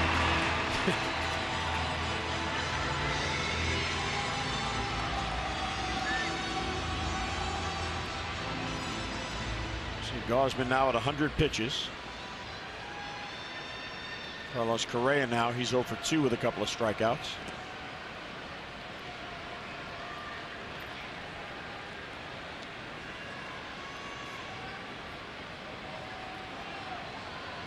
See, that's a good breaking ball there. I mean, it was obviously a ball out of his hand, but you like the break, you like the consistency. There's a splitter.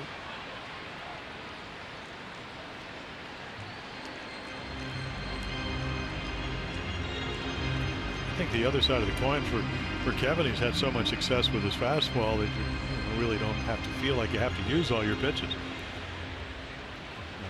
Tonight, a little different story because this team has whacked the fastball pretty good.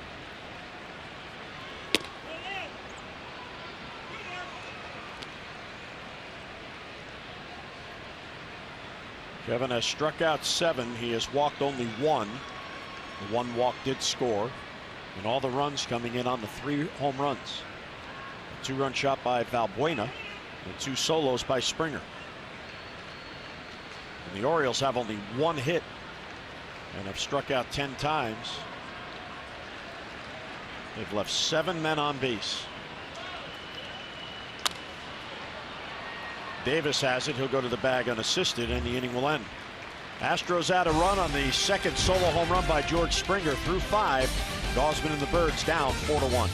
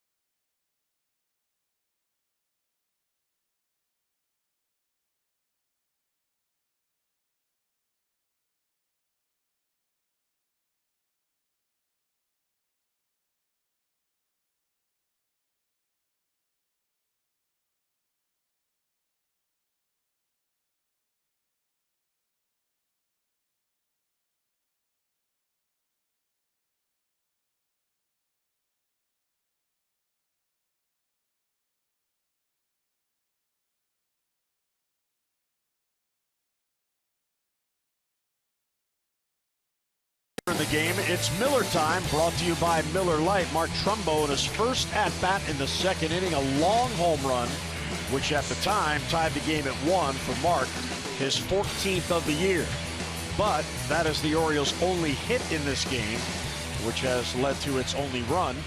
Kevin Gausman getting the send-off from Buck Showalter, so he will be done after 5 innings. And the night is done for Lance McCullers as well. Our Maryland Live Casino inside the numbers on McCullers. Well, there you go. Breaking balls, 53% of them, and they were very effective. 10 strikeouts. You know, he got in trouble, got out of trouble. And then Michael Feliz, we saw him the other night, big, tall. What's he, 6'4" out of the Dominican Republic. I mean, he can get it up there. He's got a really good changeup, hard slider, doesn't throw it a whole lot. And then the other night, and of course he had been on one of these rolls, as most of his bullpen, scoreless 6 out of the last 7. And 5 of those 7 appearances hasn't given up a hit. You know, no discernible number, pretty much 50-50 fly ball, strike or ground ball, and has been lit up a little bit. 3 home runs. Trumbo taken all the way on the 2-0s. The Birds try to rally here to snap this 3-game losing streak. Well, that's a smart take in the sense that you're looking for base runners. And you need some help. Deep third, Valbuena plays the hop and gets it across to get Trumbo.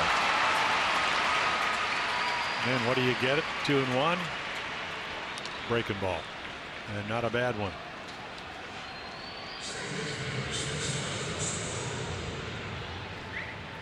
The Astros bullpen has pitched 13 consecutive scoreless innings, and they've allowed just 2 earned runs in the last 22 2/3 innings. What, like 24 strikeouts, something like that?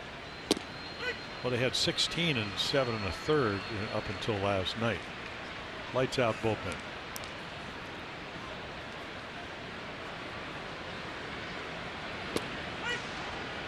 Schoop quickly down 0-2. Here's Tolliver. Looks like he'll come out and make his big league debut. Schoop down on strikes on 3 pitches. First strikeout for Feliz. That's 11 in the game. The Orioles have struck out. He went to a whole nother level right there with that fastball. Orioles and Rays game that was rained out on April 9th has been rescheduled as game 1 of a separate admission day-night doubleheader on Saturday, June 25th at 1:05. All the tickets marked April 9th will be honored at that game at 1:05. Now, the day's originally scheduled game at 4:05 has been moved to 7:05 as game 2 of that twin bill, the day-night doubleheader. And there's Kim with a base hit the opposite way, so the Orioles get a 2-out single off Feliz. For complete ticketing information, visit Orioles.com or call 888-848-BIRD. Well, contact hitter. That's all he does. I mean, that pitch at 96, but if you overswing, Kim does it. They put a kind of a minimal ship on, and he hits it where they're not. So the Orioles' second hit.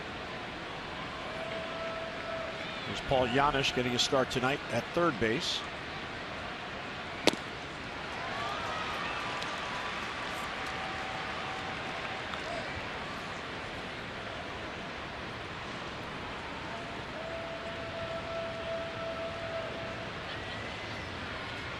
Yeah, Feliz, a non-drafted free agent, and they did exactly what you should with somebody this type of arm. Start him in the minors. Get him a feel, touch for pitching, find out if he's got enough pitches. He does have a little bit of slider. I thought the changeup was better than the slider, but again, when you throw that hard, as long as you keep it down, it can be pretty effective. Check swing. He went too far. And again, being so tall, well, he really gets on top of the ball, throws it straight downhill.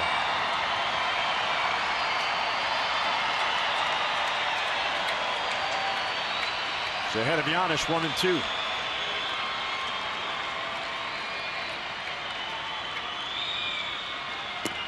And he gets him. So 2 strikeouts in the inning. The Orioles get a 2-out single from Kim, who's left stranded. We're led to the bottom of the 6th at Minute Maid Park. The Astros with a 4-1 lead.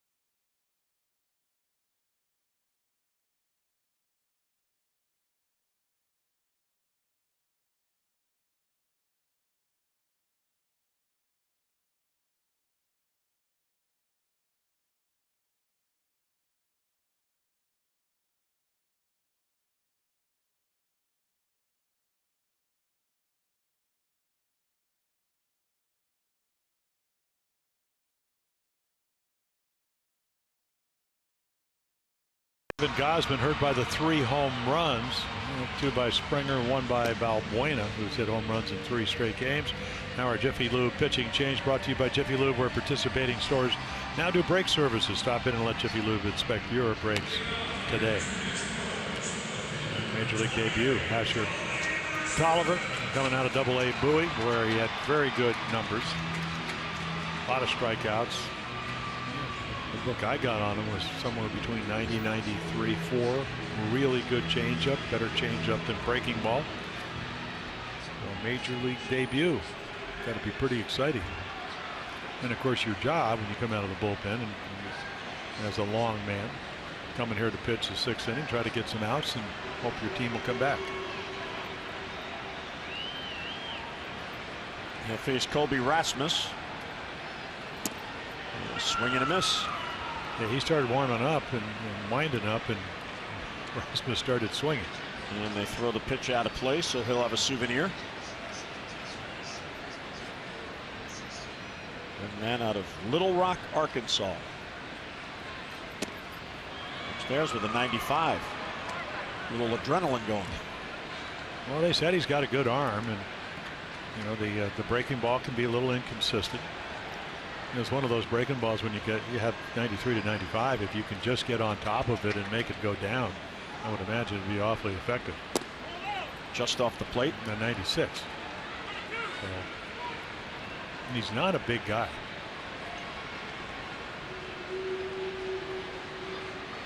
I mean, listed at 6 feet 170.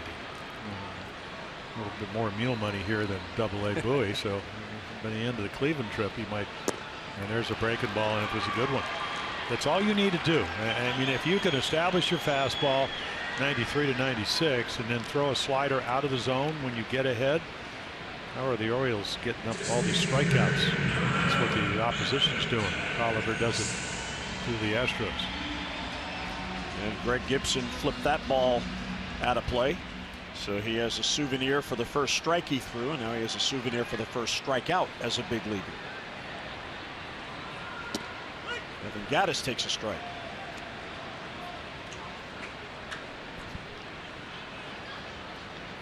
Gattis is 0 for 2 with a couple of punch outs.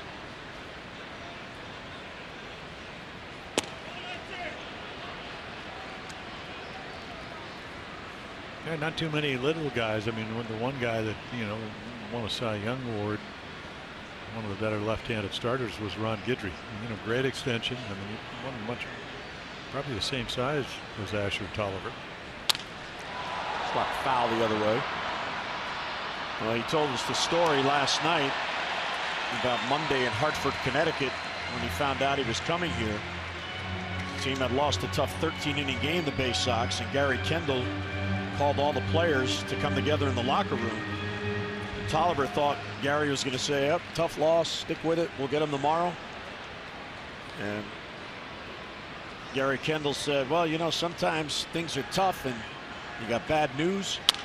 That ball's lined and foul, but sometimes you get to report good news." And he said, "Millsy, Alan Mills, the pitching coach, you want to tell him?" And Millsy said, "Yeah, I'll tell him." And he blurted out to the whole team, "Tolliver, you're going to the big leagues."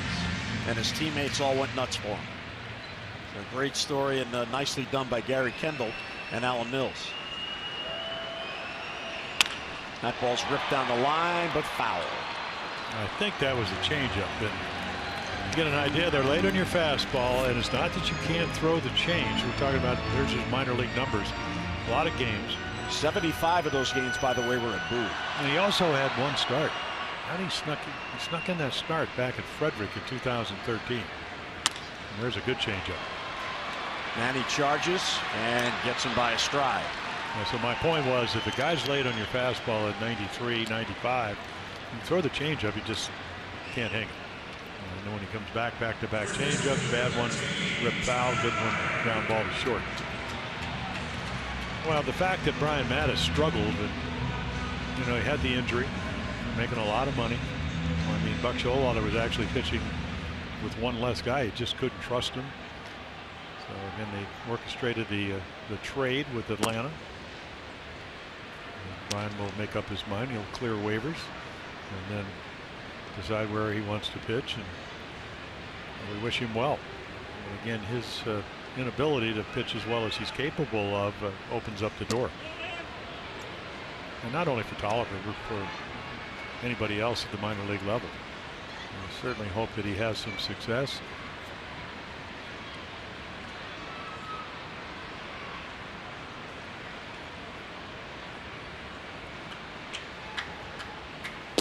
There's a strike.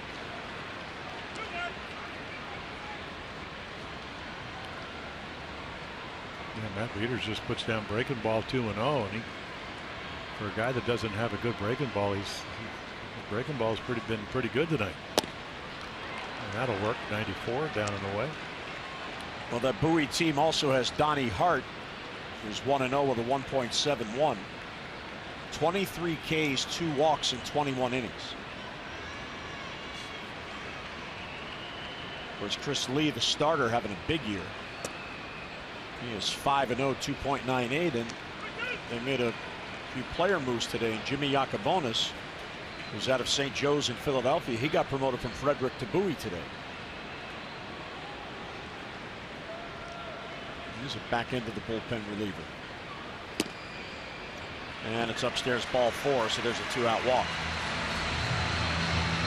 Yeah, slowed his arm down a little bit and telegraphed it. Probably a good thing because it ended up going out of the strike zone. Now you can follow Orioles baseball live with the MLB.com at-bat app. Stay up to the moment at any moment with Game Day. You get live game video highlights, StatCast news, and more. Download MLB.com at-bat, the #1 app for live baseball on your phone or tablet. Yeah, the other thing you have to contend with is that the ball they use in the minor leagues is different. Gonzalez is going to come in and run for Gaddis. So again, the seam's a little bit higher on the ball that they use in the minor leagues, and maybe a little flatter seam, so it's a little bit different feel.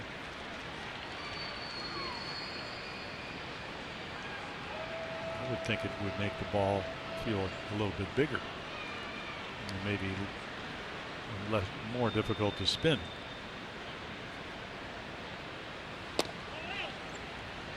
And that's one of the things in the multi-billion-dollar business that Major League Baseball is, why they don't have the same baseball to train the players they hope will perform in the big leagues that they have in the big leagues.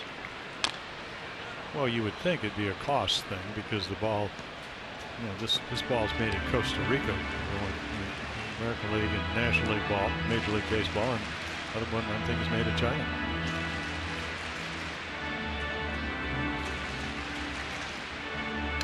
Now that could have changed, but when it done some, minor league appearances and whatever, the ball, they look good, they look similar, but there's a different feel to them.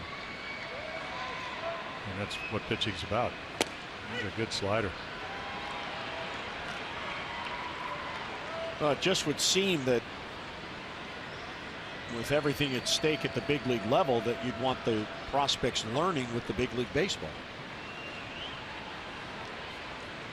2-2 on Valbuena. A little bit low. Tolliver's a lot of energy out there. Well, this is his debut. Got to be excited. This ball just a shade low. In the minor leagues, he's always had pretty good control. 84 walks in 240 innings.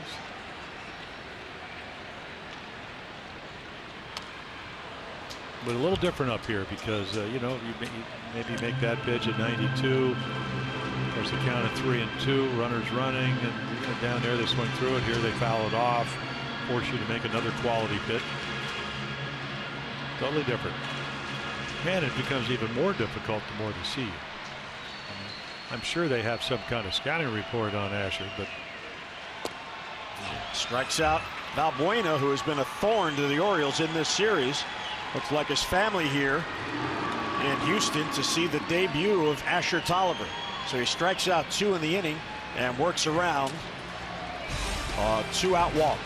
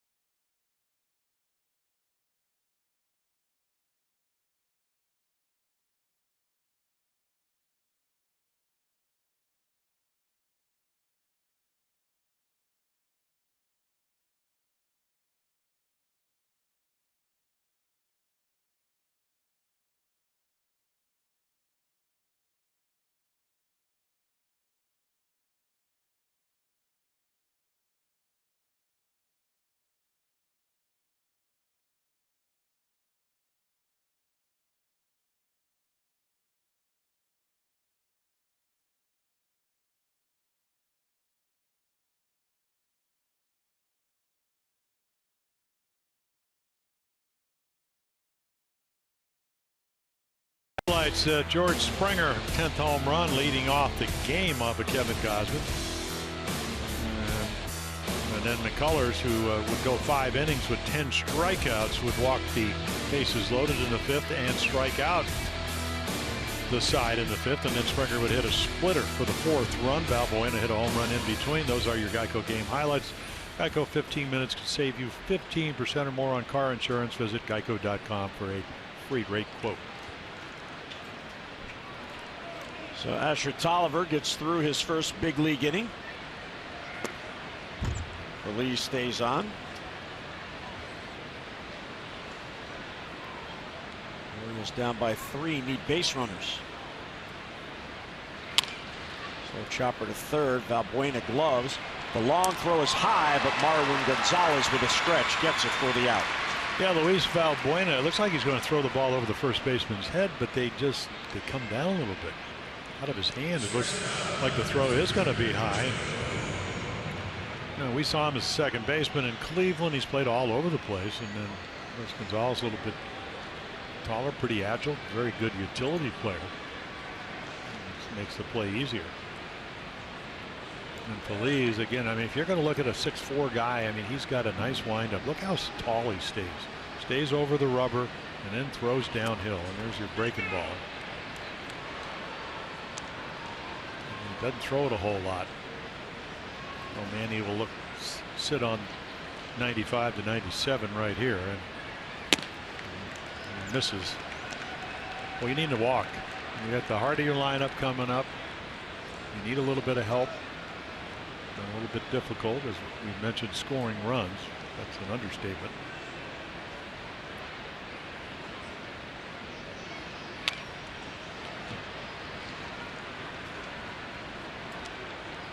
Michael Givens now getting loose. Asher Tolliver at Bowie in 18 appearances did pitch more than 1 inning 9 times. Tony Sipp is getting loose in the Astros bullpen.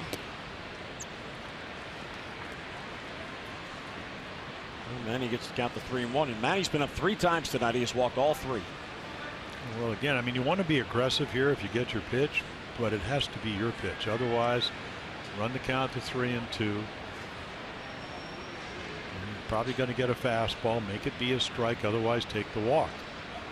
That's how you get a productive inning going. Fly ball to right. Springer there in the corner, runs out of room. Yeah, and it's a hittable pitch in the sense that it's a strike. It was a good pitch to hit. Well, let's get a look at our upcoming schedule, brought to you by Mile One Automotive, offering you 20 convenient locations throughout the Baltimore area. Visit us in store or online at mile1.com. Orioles head to Cleveland tonight. Night game tomorrow. 4 o'clock game on Saturday. 1 o'clock game on Sunday. And Manny goes down on strikes on a real good breaking ball. Yeah, see, I mean, this is what this really pretty since Saturday night has been all about. You get a pitch to hit, you want to call 94 up and away, and then they come back and they make a quality pitch. Can't throw it any better than this. And we've seen this time after time after time, and I think it has a lot to do with, number one, they have good breaking balls, and the other stuff, they have good stuff. Have we chased? Talking about the Orioles, of course. But that happens. Of course, when you get to Cleveland, it's not going to be any easier. I mean, Trevor Bauer, we know he can be all over the place, but he's a stuffed guy. Salazar's 4-3 with a 2.32 ERA, and then one of their big young pitchers who can touch 95 to 97, Mike Clevenger, is going to pitch on Sunday. They are what, 6th in pitching, 4th in run, and playing well. So and then the Orioles will get to sleep probably about 5 today. Buck Showalter said more like 6. And the Indians have today off. Oh yeah.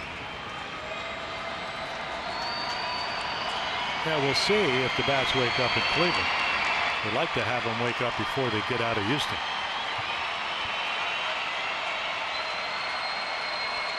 One and two on Davis.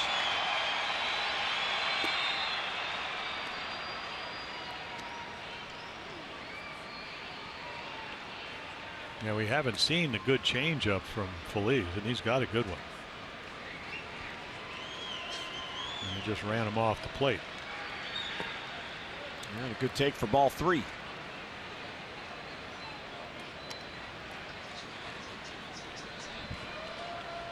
After Lee's doing what the Orioles encourage Mike Wright to do. He knows what his job is. And got a 3-run lead. Last thing he wants to do is walk Chris Davis. So he backs off and takes a deep breath.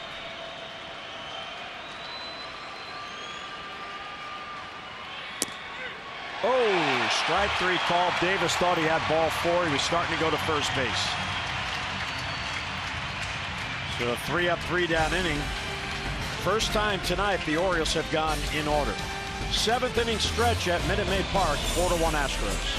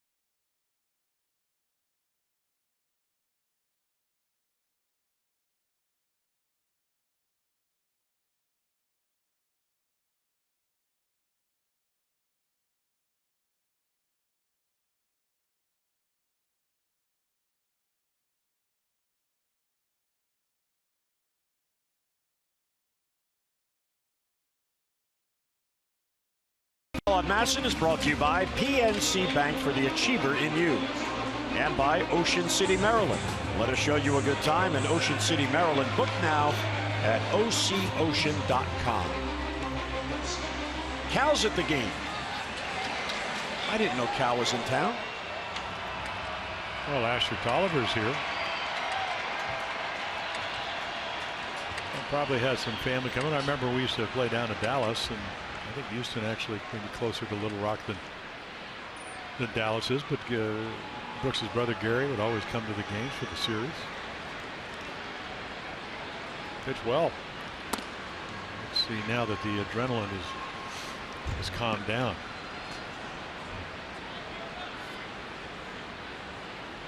.23 pitches to get through the 4-batter 6th inning.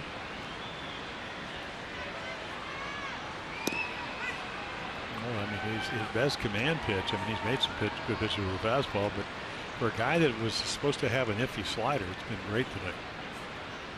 He hasn't worked in a game since last Friday. Pretty good command for that long of a layoff. There's another one that kind of hangs that gets the inside corner. And there's Will Harris working on, what, 20 scoreless straight appearances in over 21 innings.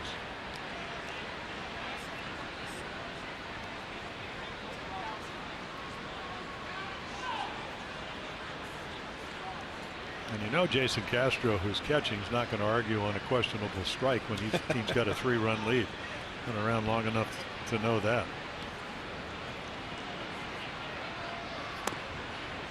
A little bit low, 2-2. In the game last Friday at Hartford, Asher went an inning and 2/3 and allowed a run on a solo homer.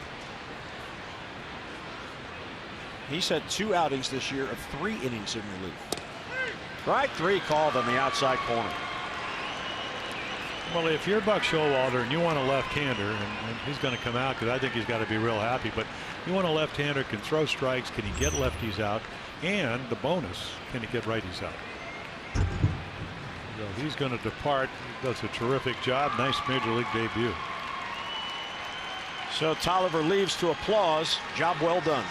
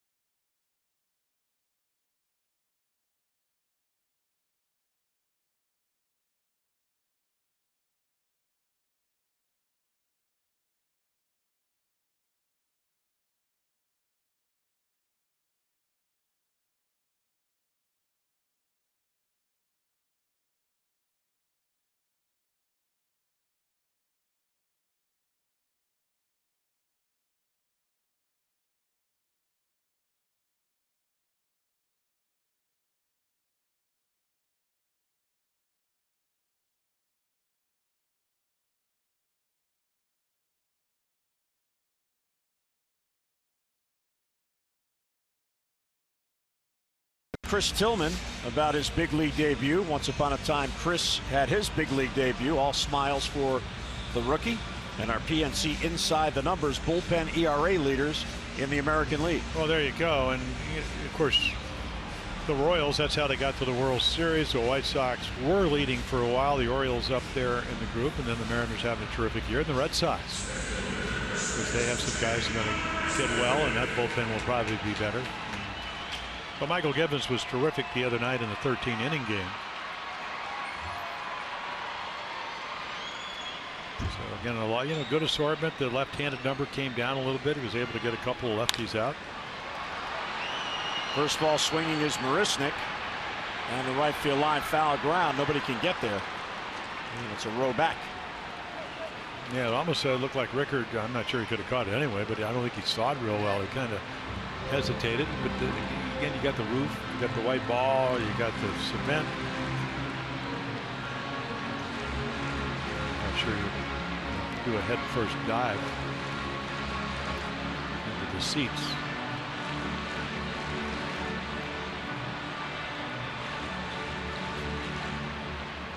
Of course, when you're hitting 111, you're just happy that you get another chance. Now it's 106.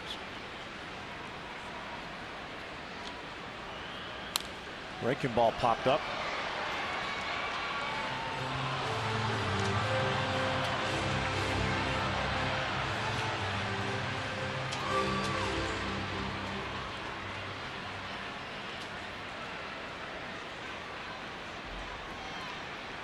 Gibbons worked 2 1/3 in the first game here on Tuesday. No runs allowed. He's been on some kind of a roll.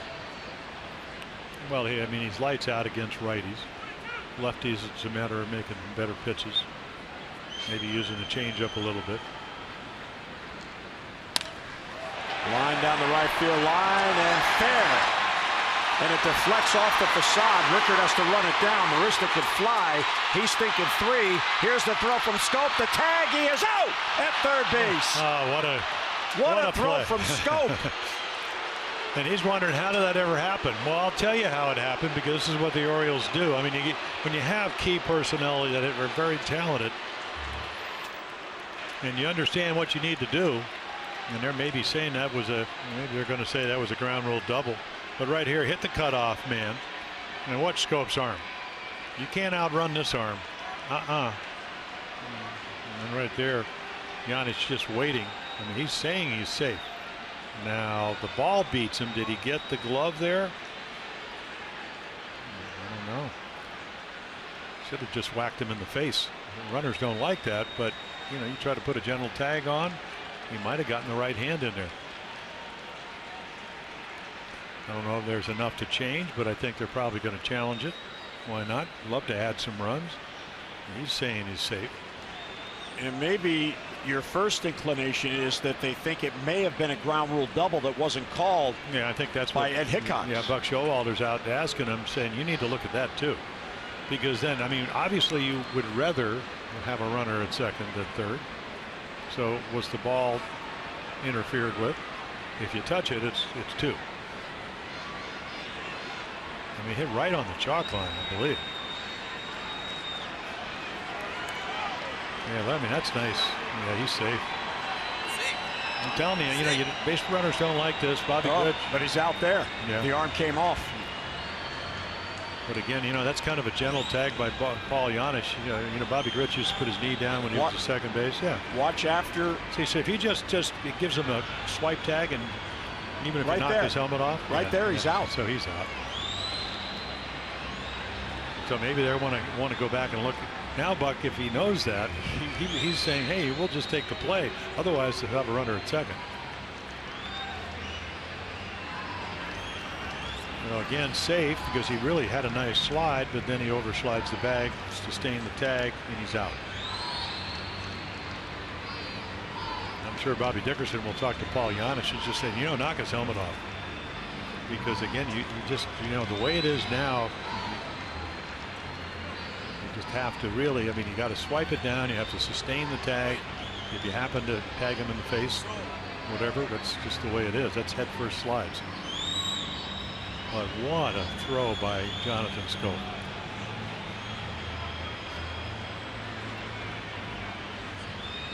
Long discussion now at the plate with A.J. Hinch. But they have not, as of now, yet. They haven't, I don't think, gone to New York yet. Now it looks like they're going to go to New York. Now look where his left hand is now. The question is, what are they going to New York for? Yeah. You can only go to New York for one play. So is it the play down the line? Is it a ground rule double, or is it the play at third? Is he out or safe? Well, I would imagine that Buck's video guys have told him that, hey, wait a minute, you don't want to have it be a double because he actually did come off the bat. He was safe and then out.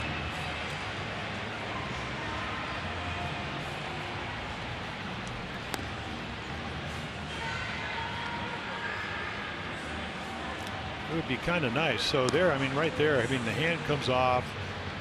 I think he originally beats the tag, gets his right hand in, and his left hand is still off the bag right there. Either way, he's going to get a base hit. It's just whether will he be at third with one out or will he be out. Well, ground rule doubles are reviewable because it's considered a boundary play. And they're going to send Marisnick back to second base. So after all that, it's a ground rule double. Which kind of makes the play at third a moot point.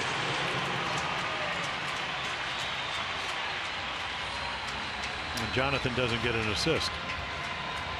But you get an idea of why the Orioles, I mean, game in and day out, defensively are one of the better teams. They did everything right. And right there hits the chalk, and then right there it's into the seats. So that's out of play. But Rickard will run it down and then hit the cutoff man, and they throw him out at third.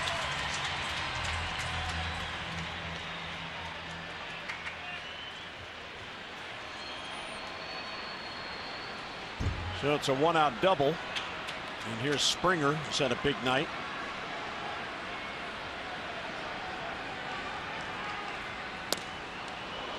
Can't catch up to the slider.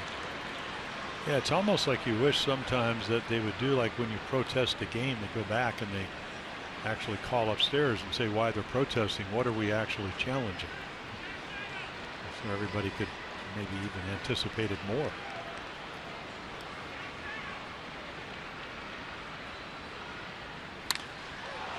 A foul out of play. That'll be back in the crowd. From that angle we had on the ball that clearly went in the stands, I'm surprised Ed Hickox missed that. He's maybe 100 feet from where that ball went in. Well, Springer's never hit 3 home runs in a game.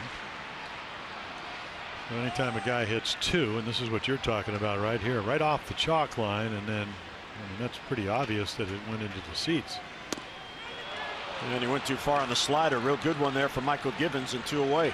So he won't hit 3 tonight unless the Orioles come back and tie it. Taking a page out of what the other teams have done to the Orioles. Expand the strike zone with 2 strikes with a quality breaking ball.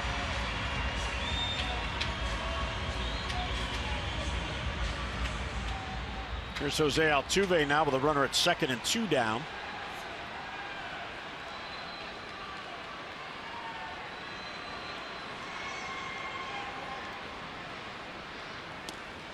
Chases a pitch that was well outside.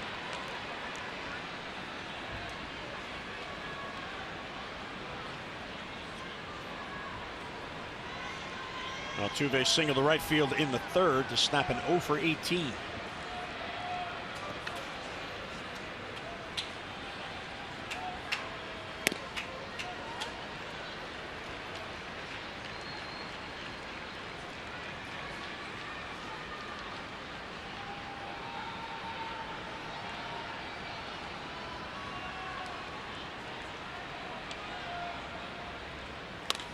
Swept to third. Giannis charges. Marisnick tries to bother his throw, but it doesn't bother Giannis, and he gets it to first. So the 1-out double and a man left. We'll head to the 8th. Birds need some work. They're down 4-1.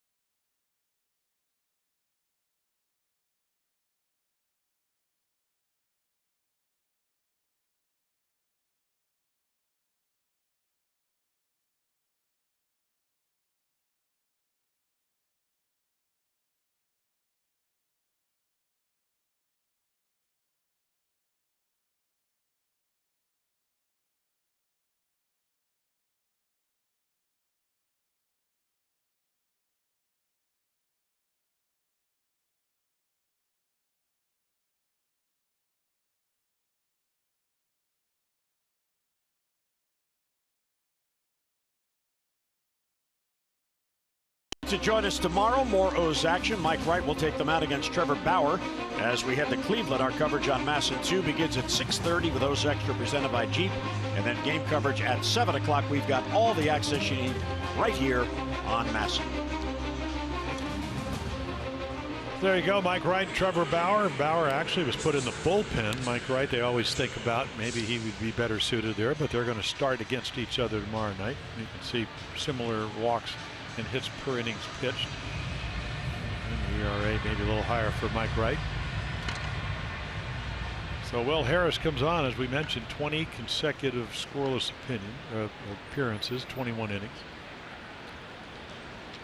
It's not like he wasn't any good last year. He was 5-5 with a 1.90 ERA, and last year against left-handers, even though he's a right-handed pitcher, the lowest batting average in the major leagues at 129. And picked up on waivers. Amazing story just there. And, off the roster of Arizona. First ball swinging is at him. He pops it up back of the plate. And Castro runs out of room. Yeah, so there's your fastball to hit. You miss it. Now, we've seen a really good breaking ball. He's got a great cutter. Fastball we've seen as high as 93. And you got the curved ball at 82, and the movement of the cutter. Just hold it a little bit off center so you get a little extra movement without a lot of spin. Adam has seen Harris just twice. He's 0 for 2 against him.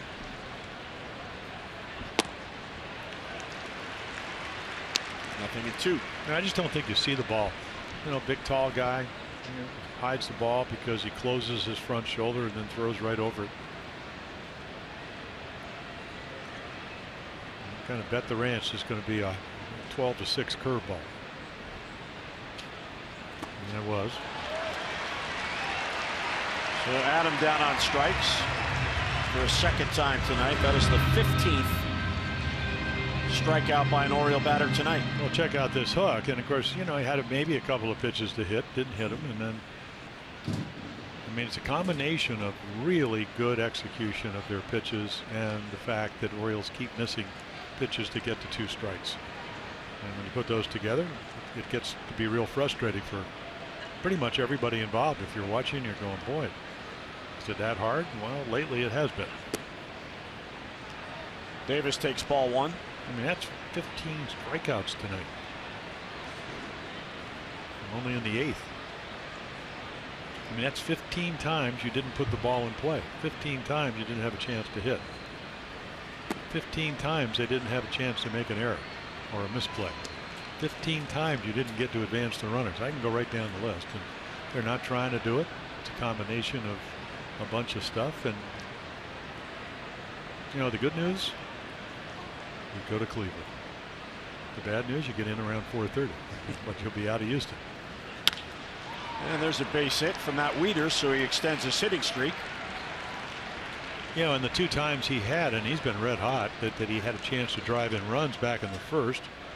McCullers made really good pitches, you know, ground ball and strikeout.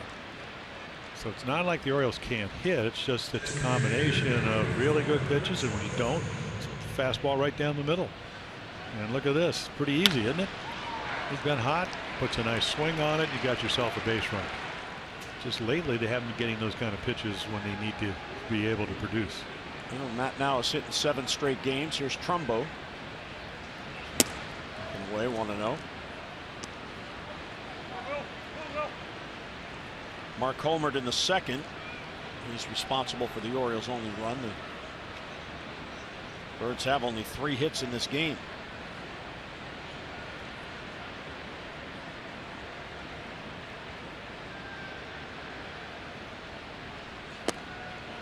Good take, 2-0. Yeah, the Orioles are going so bad they didn't even give them one of those hits up on the scoreboard. That's right. Yeah, it says 2. That Kim has a single, Wieters has a single, Trumbo has a home run. But they will not give them that 3rd hit down here in Houston. Trumbo gets into one to deep center field. Marisnick way out there, up near the hill. He makes the catch. That's how it's going for the O's. That ball was hit well over 400 feet away, and it's a long out. Probably about 415 feet. So Marisnick's happy. He gets a base hit on that double. And then right here, I mean, you know, he smokes it, but wrong ballpark. Cleveland tomorrow night. That's Towles Hill, named after Tal Smith, and so they're going to take it out, I guess, at the end of the year. They were supposed to take it out last year, but because of the playoffs in a cricket match year, they didn't have enough time. Now are they going to bring the fences in? I would imagine they would. They're going to build a bar area out there, so there's some construction involved. Schoop swings through it. Yeah, it's funny when you look at the Astros, and maybe we just saw why, but their ERA at home so much lower. ERA at 3.34, because that's a home run in pretty much every ballpark in the American League, and 5.79 on the road. So if you get them to hit at the right area, this could be a pretty pitcher-friendly ballpark. All in all, if we look at Zach Britton, he's probably going to get some work. Hadn't pitched in a while. Yeah, Saturday night was the last time. 0-2 on Schoop.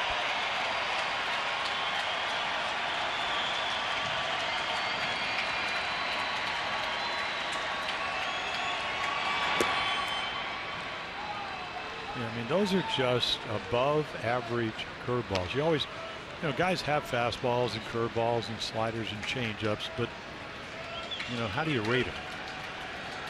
I mean, his curveball is lights out, and his fastball is good because of the movement. And then again, the deception, being a big guy. And Schoop to right center field. Marisnick on the run. He'll get there and he runs it down. So another ball hit towards the gap this time, but the ballpark holds it.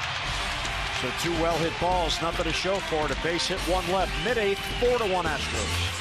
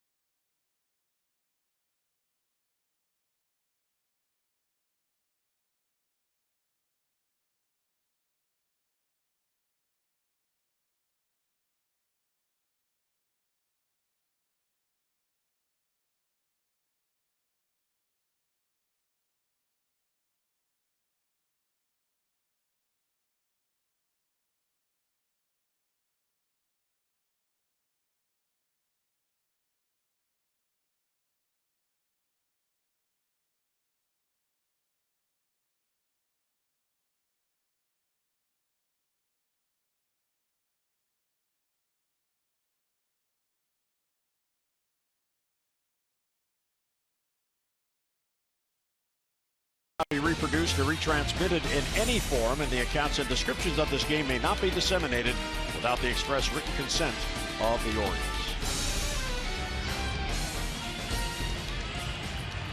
4-1 game. Orioles have 3 outs to work with. They've got to keep it as is, and closer comes on to get some work in. Zach Britton.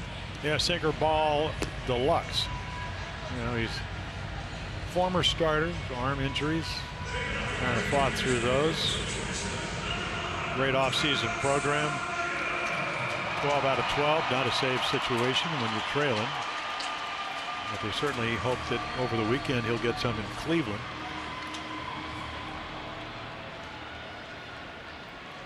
You can see right there, ground ball specialist. He'll face Carlos Correa, Colby Rasmus, and Evan Gattis in the 8th. Yeah, amazing number for Zach Britton is that for every fly ball he throws 16.5 grounders. You know, last year, what, for the whole year they put maybe 18 balls in the air. So either throwing a ground ball or striking you out. Foul. Watch it. There's a little slider. Good night. Look at Ken Giles. He'll come in to pitch the 9th inning. Seen him the last 2 nights.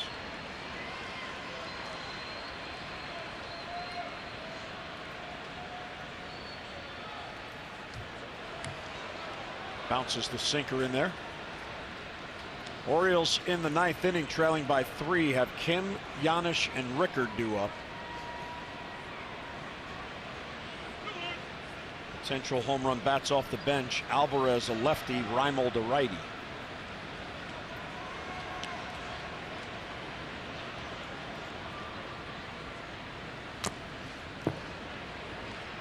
Yeah, you talk to hitters and they say, you know, they think the ball is going to be, you know, somewhere thigh high and the bottom drops out. The window of his sinker is exceptional. Again, good pitchers, especially if you're ground balls. If you miss down in the zone. You can see all 4 pitches.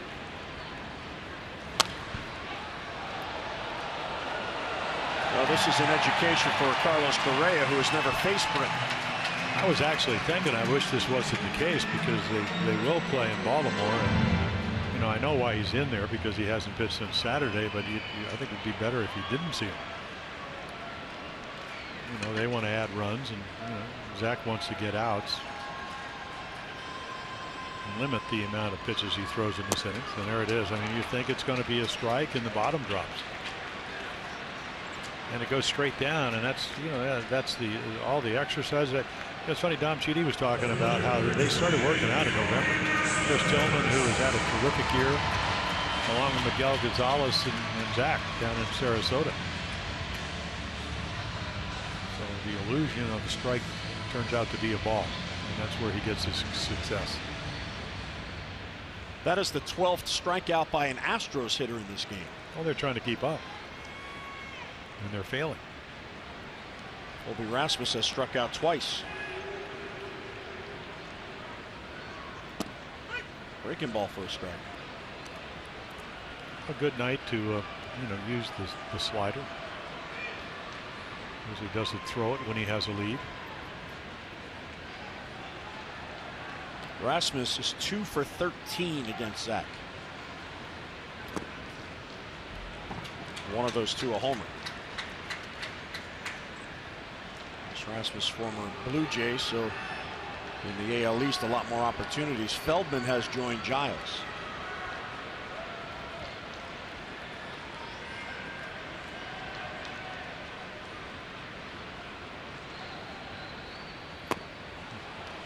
Yeah, and I look at numbers, and the only numbers I care about is probably the last 3 years against Zach Gooden.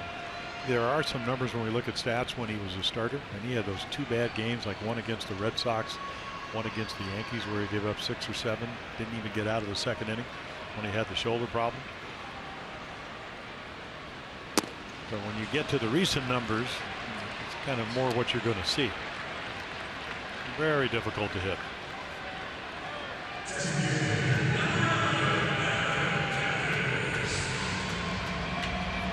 So back-to-back Ks, both swinging strike threes. They're trying to catch the Orioles.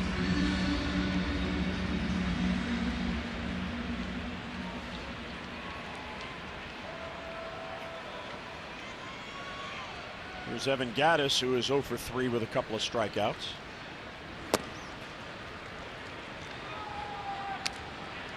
Zach now has 23 strikeouts in 18 2/3 innings. And he has walked only 4. Yeah, and I don't think he tries to strike you out. I think he just tries to throw the sinker and the movement. Guys just don't hit it. When they do this. Chopper to short. There's Manny. Low throw, and Davis can't glove it. And that's an error on Machado on the throw. His 3rd error in this series and his 5th of the year. Yeah, pretty routine, except Gattis runs the ball out. So any kind of low throw, and it is. I mean, it's usually a ball that Chris Davis handles. Certainly not blaming him.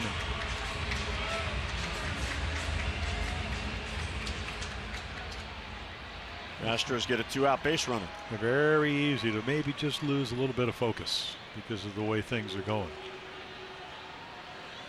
Marwin Gonzalez batting for a first time. He pinch ran for Tyler White in the 6th, stayed on defensively. And of course, that's Buck Showalter's worst nightmare, because now the pitch count is at 13.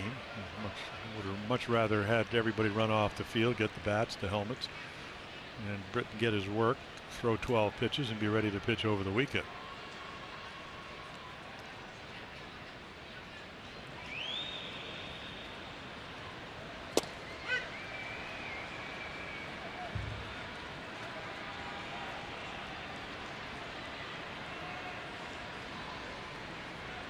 Ball on a strike on Gonzalez. With Gattis on at first and 2 down.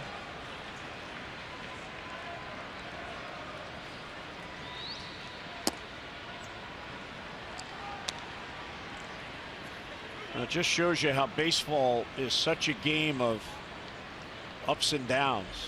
When the Orioles got here for the day off, even with that loss Sunday, they had taken the series from the Angels. And that dramatic win Saturday night, riding high. They lose the 13-inning game here in the opener, which was a winnable game, couldn't get it done. And then last night they lose 4-3 in a winnable game, couldn't get it done. Tonight the Orioles held to a run. And when they came in here, the Astros were struggling mightily.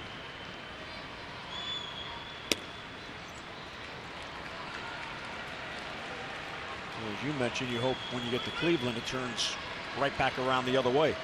Well, there's only one way to do that, and that's to play better at all facets of the game. I've played long enough to know that. You're not going to go. I mean, Terry Francona, he's not going to feel sorry for the Theos. I mean, this is right back to Britton, and he'll get it to first, and that ends the inning, so the error doesn't hurt. Well, here we go. Orioles coming up. We head to the top of the ninth. Birds need 3.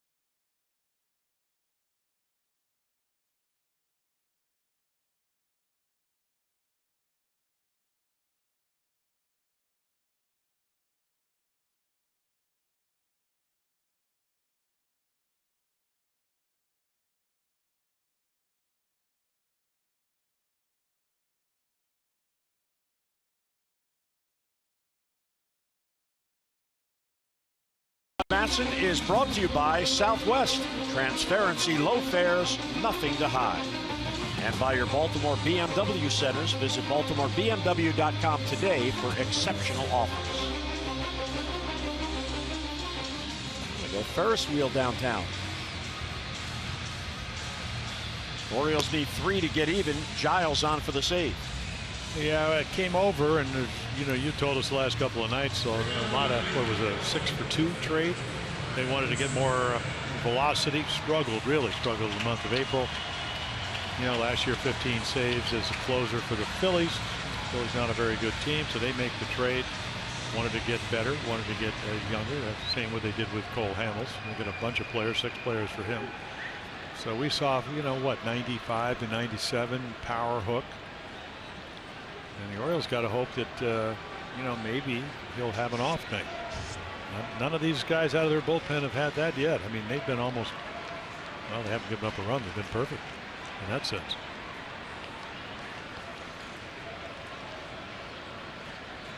So face Kim. Alvarez is on deck to pinch hit for Giannis.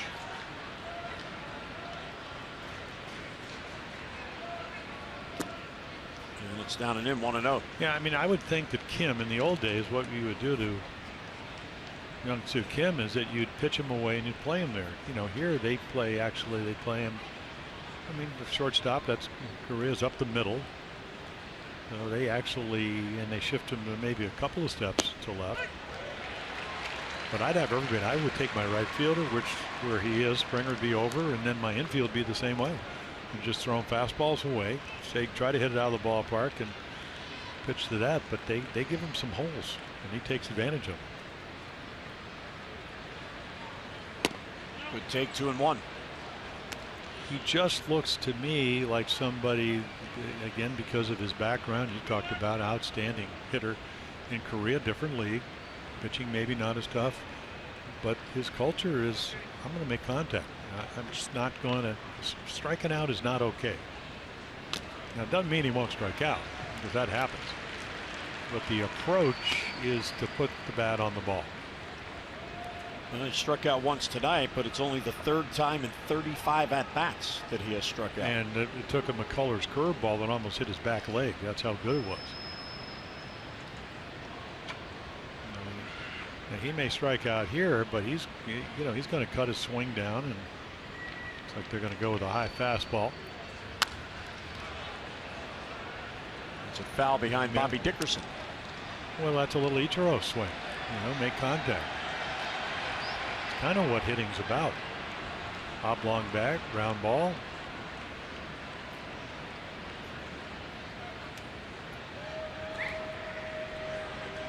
And 2-2 on Kim.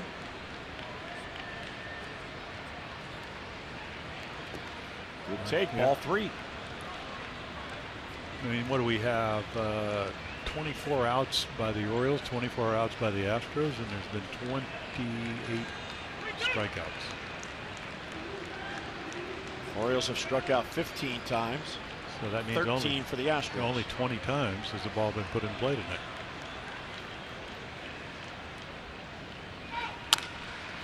Bounce towards the hole. Altuve diving try, but it squirts out of his glove. And there's another base hit for Hyun-Soo Kim. Yeah, they play up the middle, and he puts the ball in play.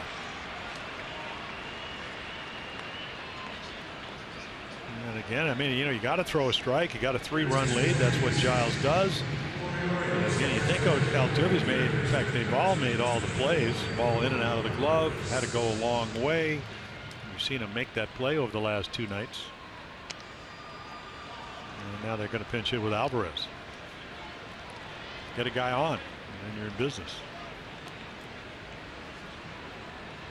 Well, Giles, in his appearances in this series prior to tonight, not in the save situation. So a little bit different here. Coming in trying to get the final 3 outs to cap off a win. Yeah, I'm sure A.J. Hinch saying, hey, perfect time. He's been pitching well. You know, May's been very good for him. That's what the numbers tell you. Gets ahead of Alvarez 0-1. Somewhere around the outside corner. Nicely framed by Castro. Pedro's got a 2-game hitting streak going. Fouls it back. He's down on the count 0-2. Fans, visit MASSensports.com/CareFirst to vote for tonight's CareFirst Fearless Player of the Game. Live fearless with the name trusted for over 75 years. CareFirst Blue Cross Blue Shield.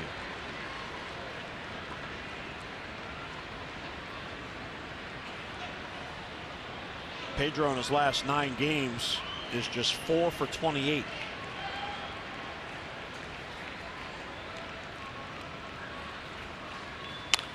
And he hooks it down the corner.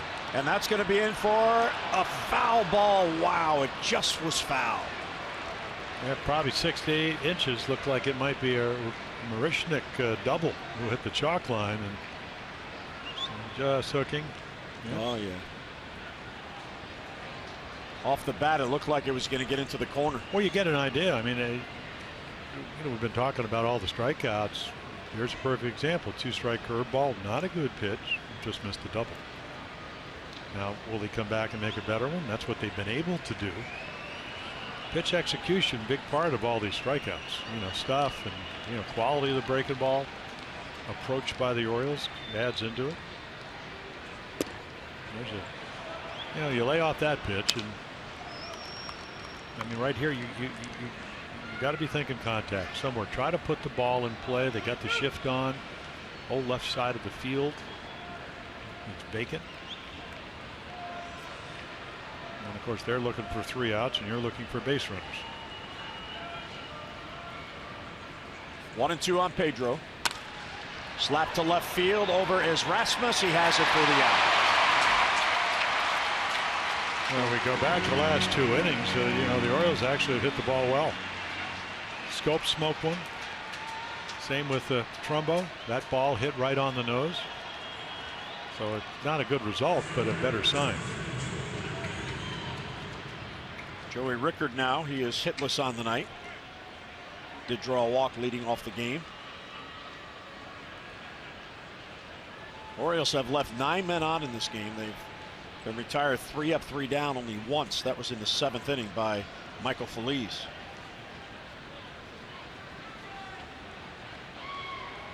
And Joey Rickard has bunted enough just to get Balboa in and playing even with the bag. And it does enhance your ability to hit it by him. Inside corner called strike.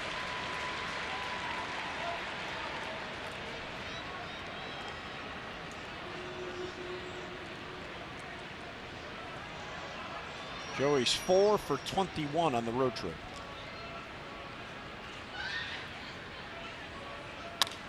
And he has a lot of company in that regard. Shallow right, Springer's there. And in fair territory down the line, he has it for the out. Well, the Orioles down to their final out. Astros on the verge of a sweep.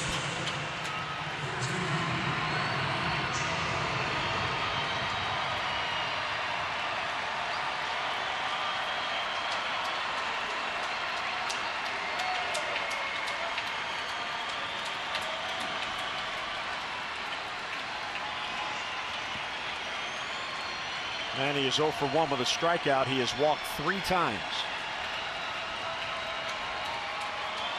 Trying to get on base to get Davis up as the tying run. Breaking ball for a called strike.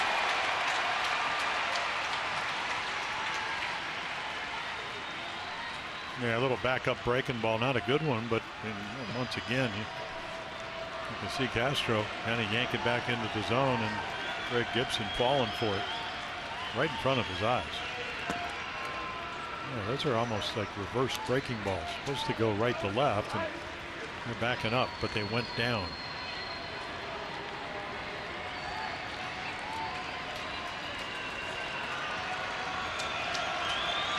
A lot of long faces on the Orioles bench.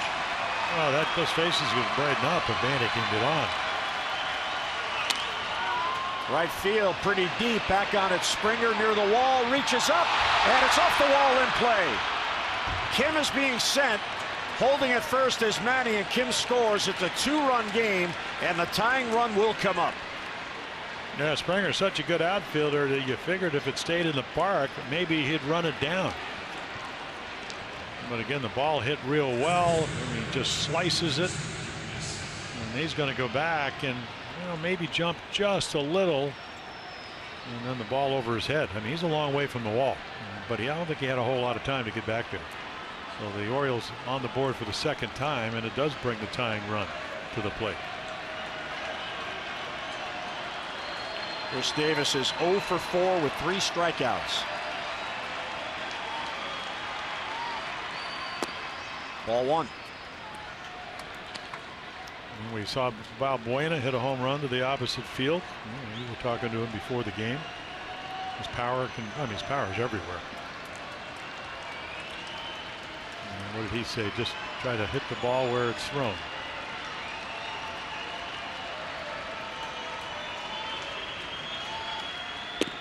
Well, that's the thing. I mean, it's easy for us or anyone watching the game to say, well, Chris, just hit it the other way. They're in the shift, but they're pitching him knowing that they're in the shift. Well, they always try to crowd him, and because it's, again, if you're throwing 97 to hit that same pitch, you got to hit it out in front. So that means it's almost like it's 100, maybe 101, 102 miles per hour. And right to Altuve down on a knee. He'll get it to first, and the Astros sweep the Orioles in this 3-game series. And for the first time this year, the Birds have lost 4 consecutive games. Orioles do get a run in the ninth. Our final score, Astros 4, Orioles 2.